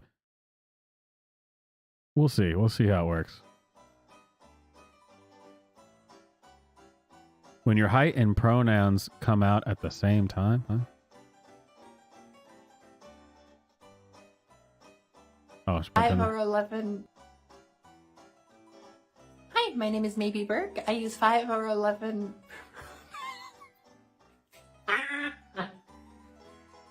Hi, my name is Maybe I don't Burke. get it. Y'all, you cannot make this stuff up. It's So I'm Greg. at my local Walgreens. You know, at this point, they should just give me my own chair in aisle 4 so I can be comfortable while I'm observing the crazy. But I digress. I'm at the photo counter picking up some pictures when a girl I can only describe as a combination of Abby Lee Miller and an off-brand Ruth Langmore from Ozark very aggressively approaches the counter and says, "I need to use the phone." Now, I don't know what shocked me more. The visual of this girl who couldn't be more than 14 years old demanding to use a major corporation's telephone. I mean, I hate a lot of things about TikTok, obviously. But one of the things I hate the most about TikTok, you can't just have it be set up as a show me the most recent. There's no way to filter that. It just shows you a bunch of random shit. It's like, yeah, but I'm watching the people I follow, so I'd like to see it in order, but it doesn't do that. Send your children to school. All right, this should be good. This crazy bitch. It's Fox blames the parents It's your of the slain children. responsibility where you send your children to school. Well, I'd like to hear the context of that because I also would agree with that. But... It's the I mean, I'd like to hear the context of that. I guess I don't know what we're talking about. The misinformation has to stop. This is what caused that moment in Texas. This is not the same person. Her name is Sam from Georgia and has nothing to do with Texas. Hey, I was one of the first that posted about this on Twitter, by the way. I went and found this out, that it was not the same person. But there are trolls trying to paint her as the reason for it, and I'll be damned if I'm just going to let that happen. So again, let me be crystal clear. This false narrative that people are trying to push is not acceptable, and it's not going to fly. A transgender woman is not responsible, nor is pretty much anyone ever from the LGBT+. We're not the ones that you can't trust in a mall, or a school, or a church, or a grocery store. That's just not true. I mean, you can say whatever crazy shit you want, but that's just not true. Those pictures of that transgender, it is not the same person. Like, I went and verified. I found the account and everything, and it's not the same person. But this person did wear eyeliner and dress up in women's clothes. I mean, that is documented. It is on the actual shooter's social media. So, I mean, yeah, don't attribute it to the wrong person. I agree with that. You should correct things when something is not true. But yeah, I love this. We aren't the ones. This never happens. We never do this ever. Yeah, I don't know about that, buddy. Or a concert. As much as people love to say we are the ones with the mental illness, we're not the ones causing this. We're not doing it. Please do not spread this false narrative. The misinformation has to stop. Well, just because this person wasn't a trans person doesn't mean that you're not mentally ill. It actually makes you seem kind of mentally ill to even make that comparison. Feeling fussy, walking in my Balenciaga. Thank you for that. Beautiful surprise double proposal. And because we're both non-binary, a lot of people have been asking us about our rings. We went to the same San Diego-based designer, but had them designed separately. No, that's not those aren't... Since we're both non-binary, no, that's just two big ladies. Don't give me that. Since we're both non-binary. Just be lesbians. What is this?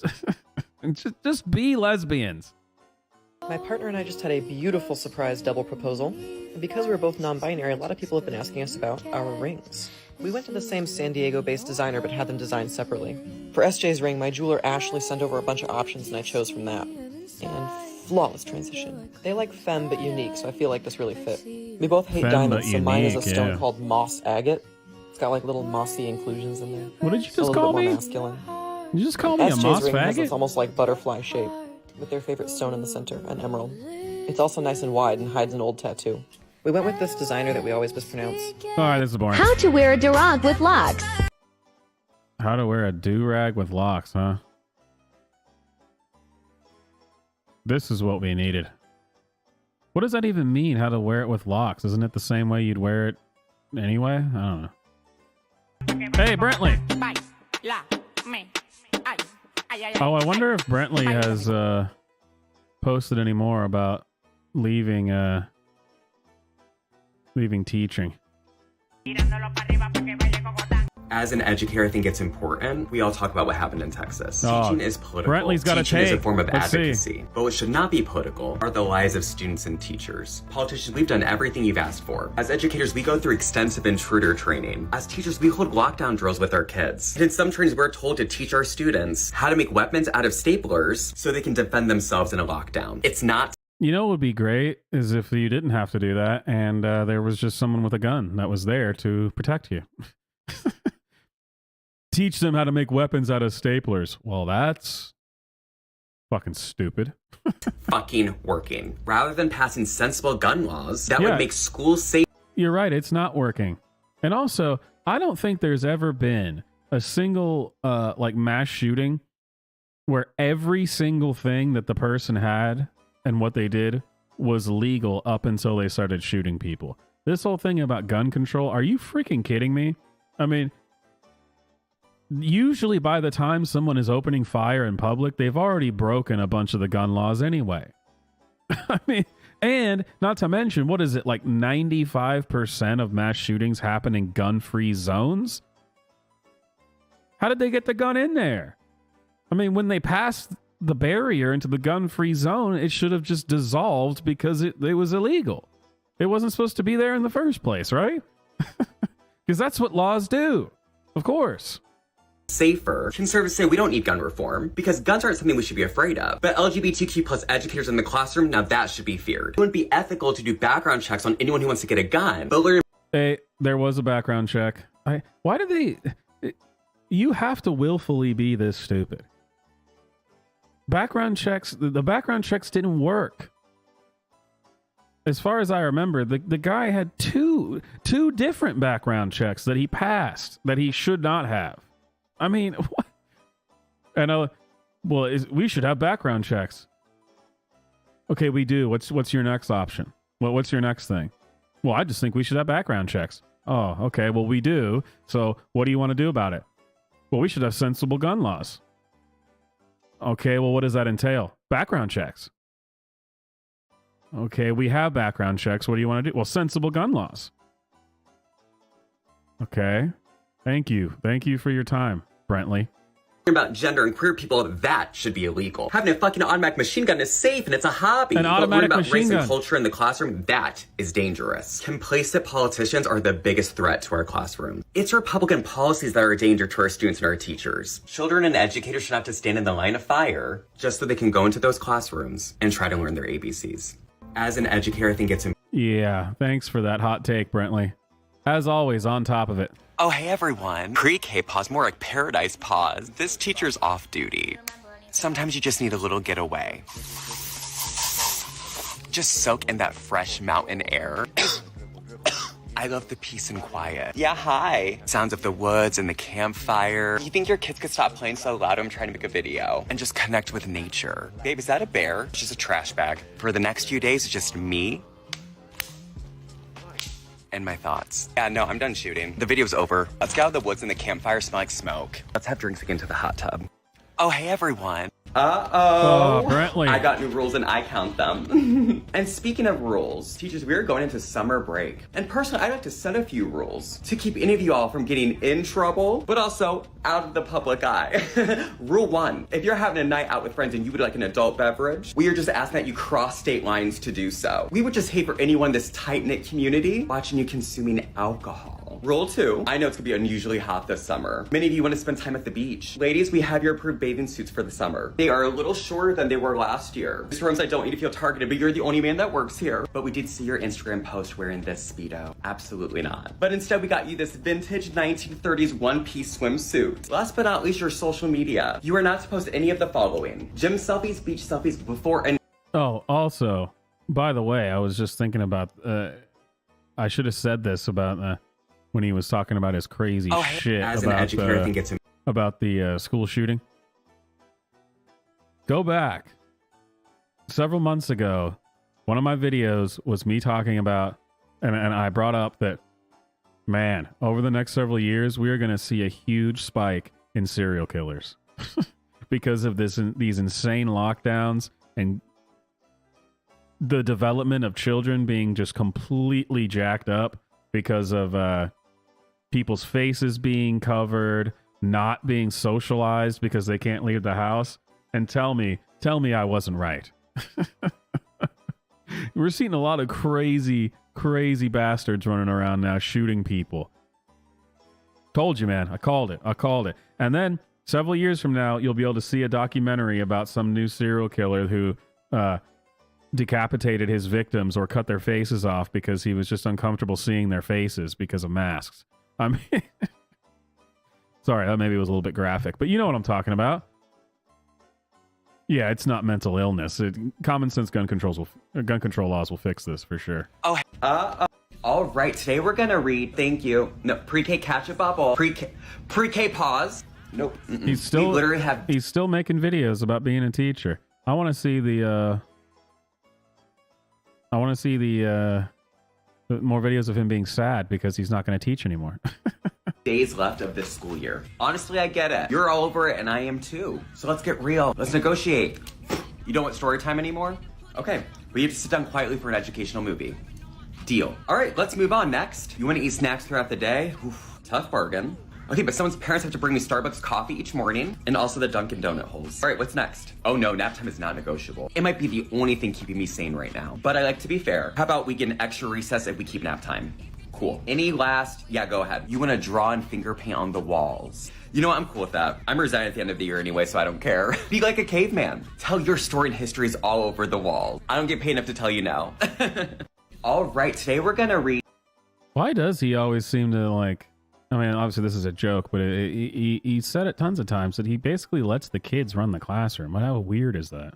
Oh, hey, BB Creams. It's me, your gay BFF. To the gals, guys, gays, and theys out there. If you find yourself dating a guy, and maybe there's been some potential red flags, I challenge you not to ask yourself, would I introduce him to my mother? But instead, would you introduce him to this iconic queen right here? This absolute legend? If your answer is no, because you're afraid she might read him to filth, dump the chump, babes, and then find yourself a real man's. So from both of us, you're welcome.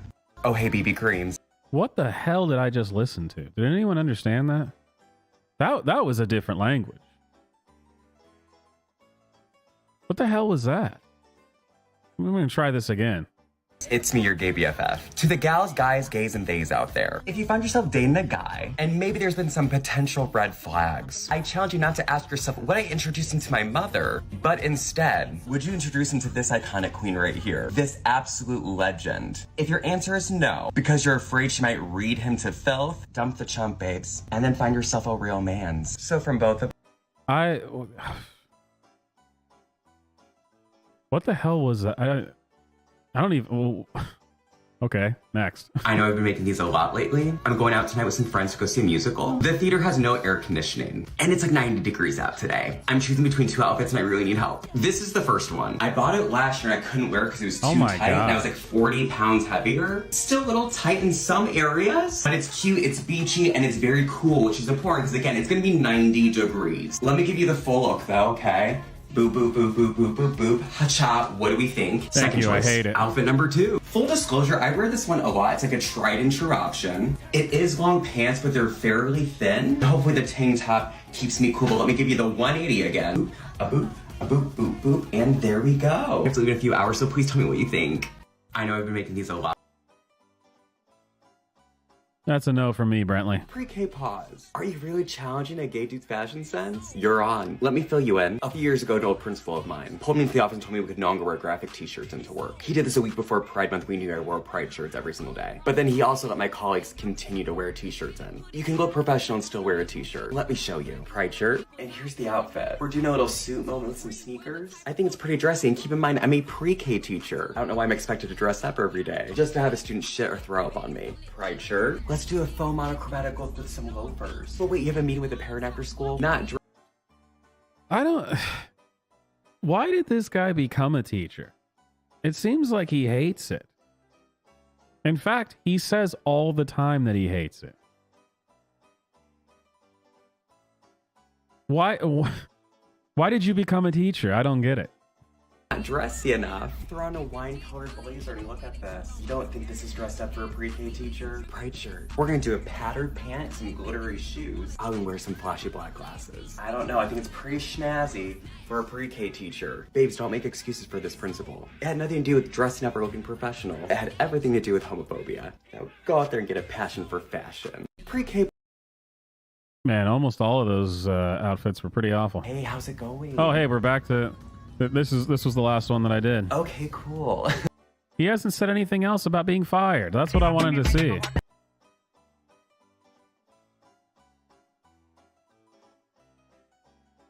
Brantley, I wanted you to talk about getting fired. Okay, well.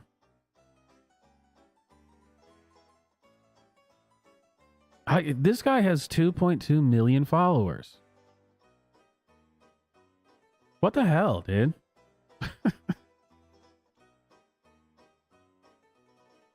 Come on, I've only got 3.2 thousand. Brentley's got 2.2 million. Though, I guess, I wonder how many of those people are like me. Because, I mean, I follow him. I'm one of those 2.2 million. I'm part of the problem. I assigned my students a research project. Oh, we already went over this one. You should have been cared for. You should have been cherished. You should not have been forced to be resilient. You deserved softness then. You deserve softness now. I am thankful you survived. What happened to you is not your fault. But what you do with what you're left with is your responsibility. Thank you for surviving. God, this is unnerving as I hell. hope and pray you have the time and the space to focus on some healing. Know that you are loved. You are loved by your ancestors, and you are loved by the universe. Thank you for being here. You are a gift. I pray you are able to rest your spirit, your soul, your body. I pray that you are able to be poured. Every time I see this woman, I just feel like I'm watching a horror movie and she's talking like this while she's like cutting someone's head off. It's just really unnerving the way that she talks and the weird shit she says. Poured into by not only your spiritual team, but by people who truly love and see you. You are a gift.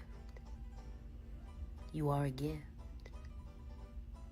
You are a gift. God, that is weird as Remember hell. how we threw When marimba. Hey, it's Josh. About damn time, and I'm going to give you 3 gender-inclusive terms to the sentimental man or woman to pump. Let's see what Josh has going on. Let's see what let's see some new gender inclusive tips, man.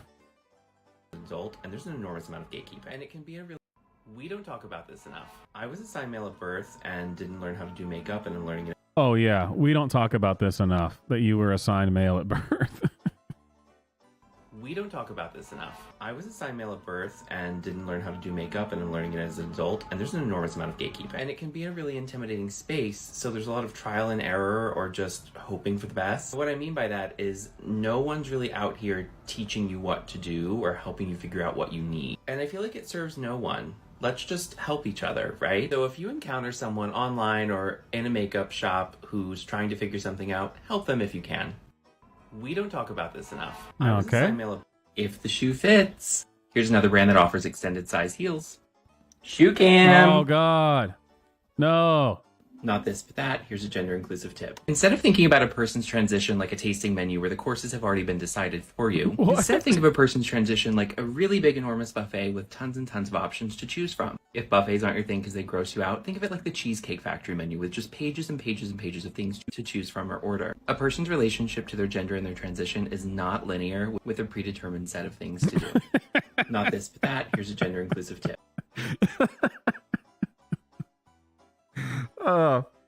I love these people when they think they're somehow being profound when they make an analogy or it's like this or like think about it this way. And then they just describe something and you go, you don't even know what you're talking about, do you?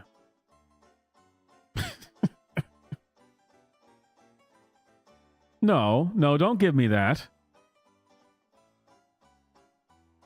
You've heard that smart people say things where they compare things, and that's a really smart person thing to do. And now you do it.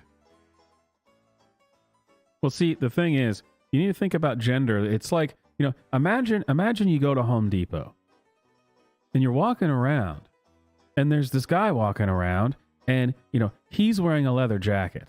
But then when you turn the corner, you think that you're about to walk down the aisle that's got the 2x4s, and you accidentally turn down the plumbing aisle. And then as you walk around, you realize this isn't where I need to be. And then you go over to the other aisle, and then there's that guy again with the leather jacket, and then you walk out. And that's pretty much what gender is like, and that's really how we should think about it. I'm going to make a TikTok, man.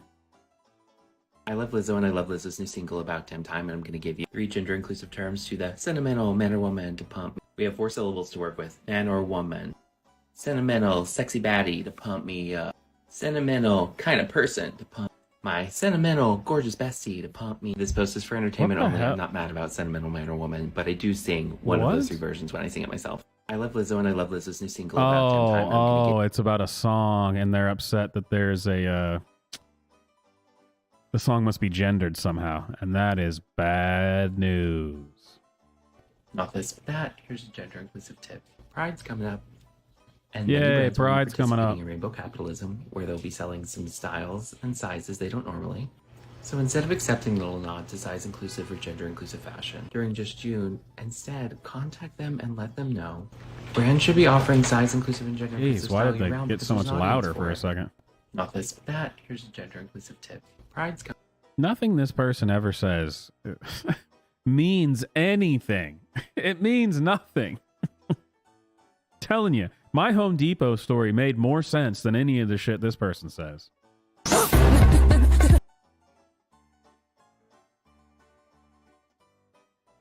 What? I finally found a gender. Oh my god. Dude, this is what a serial killer looks like. Look at this. Dude, that is a serial killer. This dude has heads in his refrigerator. For sure.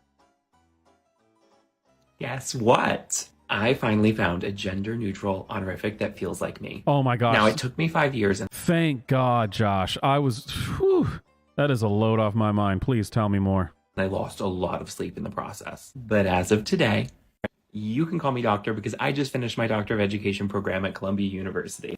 Guess what? I finally Oh, okay. I think we did see this one before. This is a doctor.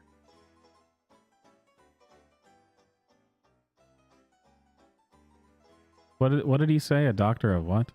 Call me doctor because I just finished my Doctor of Education program at Columbia University. Oh, of course. Guess it's what? a doctor of education. He's a doctor like Jill Biden's a doctor. Which we all know Jill Biden is a doctor. Obviously. Not this, but that. Here's a gender-inclusive tip. Instead of assuming from just limited data that you know a lot about a person's gender, instead recognize and appreciate that individual people know themselves better than you will ever know them. Meaning that when people tell us who they are, we believe them without question. Not this, but that. That's the second video that he's made about this. It's like the last video I did on him. They say this. Use what they say, accept what they say, accept what they say. By the way, you are a cisgender, heteronormative, male-presenting, blah, blah, blah. No, I'm not. I am none of those things. I'm a man. Not a cisgender man. Respect my identity. Well, no, that's not how identity works. I don't have to respect your identity, but if you don't respect mine, well, that's a hate crime. Oh, man. These people. All right, you guys. It's been a good Friday. This has been a little bit different, I think, than my normal Friday shows, going over Wikipedia, the Swamp News being a little bit weird. I had fun with that one, though. I'm going to try to keep everything interesting. You know, I don't want to do the exact same thing every single time. So, hey, maybe sometimes things will crash and burn. Hopefully, most of the time it'll go well. I think it went well. So, I'll chat with you guys a little bit during the last song because I just feel like I have to play this every Friday now because, well, it's Friday. And it fits. As soon as I can pull it up. There we go. All right, guys. We're closing it out. It's been fun. And I should be streaming more again this week. I didn't stream too much this week because of the weather, and I had problems with the internet. That's what happens when you live out in the middle of nowhere. But here we go. Oh, I should probably turn the sound on. It's Friday night. It's Friday night. I'm all alone. My significant other has gone off out with her friends, so I'm sitting on my own. But I don't mind. I won't protest. Because it's times like these when I can indulge in what I like doing best. Don't need no one because I'm getting pants drunk. An evening in, I love to spend it pants drunk. Stripped down to my underwear, sitting back in my armchair, feeling all devil may care with an evening's worth of time to spare. Please don't try to knock, I'm getting pants drunk. Oh, I was wondering why it was so quiet. Hey, there we go. No need for dressing to impress, just sitting back in my own mess. I'm content on my own, just getting pants drunk. Curry for one, maybe Chinese. Or perhaps I'll order both as tonight. I'll do just as I damn well please. How about that Netflix documentary about Colombian drug cartels or the fall of Nazi Germany? Don't need an invite out, I'm getting pants drunk. I'm content to lie about, just getting pants drunk. I'll open up another drink, fart and revel in the stink, just sitting on my arse and getting pants drunk. Please do not disturb, I'm getting pants drunk. There's nothing more superb than getting pants drunk. Look up history on Wikipedia, be deliberately contrary on social media, troll and cause an online fight, then watch it carry on all night. Don't feel bad for me, I'm getting pants drunk. You probably don't want to see me getting pants drunk. Roaming around the house all wild and free, disregarding all sense of dignity. Nights at home were made for getting pants drunk. The World Wide Web at my fingertips, a source of endless fascination with my lager cotton chips, but not forgetting the incognito setting. A gentleman never subjects a lady to a search history she may find upsetting. There's nothing I love more than getting pants drunk. A night spent in is there for getting pants drunk. Never do I feel more grand than when I'm scratching my balls and sniffing my hand. I'm happy on my own, just getting pants drunk. Okay, ladies and gentlemen listening to this at home, I would like you to do me a favor, if you will. Please repeat after me. Pants drunk. Pants drunk. Pants drunk. Pants drunk. Pants drunk. Pants drunk. Pants drunk. Pants drunk. Don't need no one because I'm getting pants drunk. Pants drunk. An evening in, I love to spend it pants drunk. Pants drunk. Stripped down to my underwear and slouching back in my armchair, feeling all devil may care with an evening's worth of time to spare. Please don't try to knock, I'm getting pants drunk. Pants drunk. You could be in for quite a shock, I'm getting pants drunk. Pants drunk. No need for dressing to impress, just sitting back in my own mess. I'm content on my own, just getting pants drunk. No one to judge.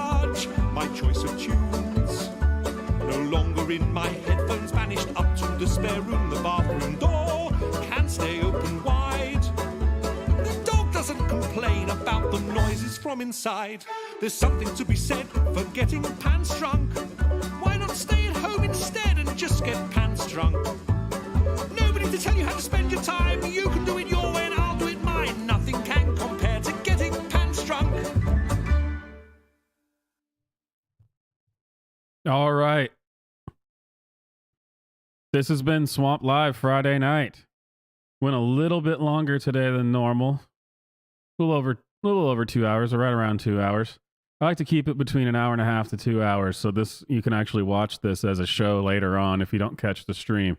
Everything else is over the legal limit. Or we have no idea what's going to happen. It could stream for an hour, it could stream for 10 hours. Who knows? Actually, it just depends on how much beer there is. All right, guys. Let's head over to Over the Legal Limit. Swamp Live signing out.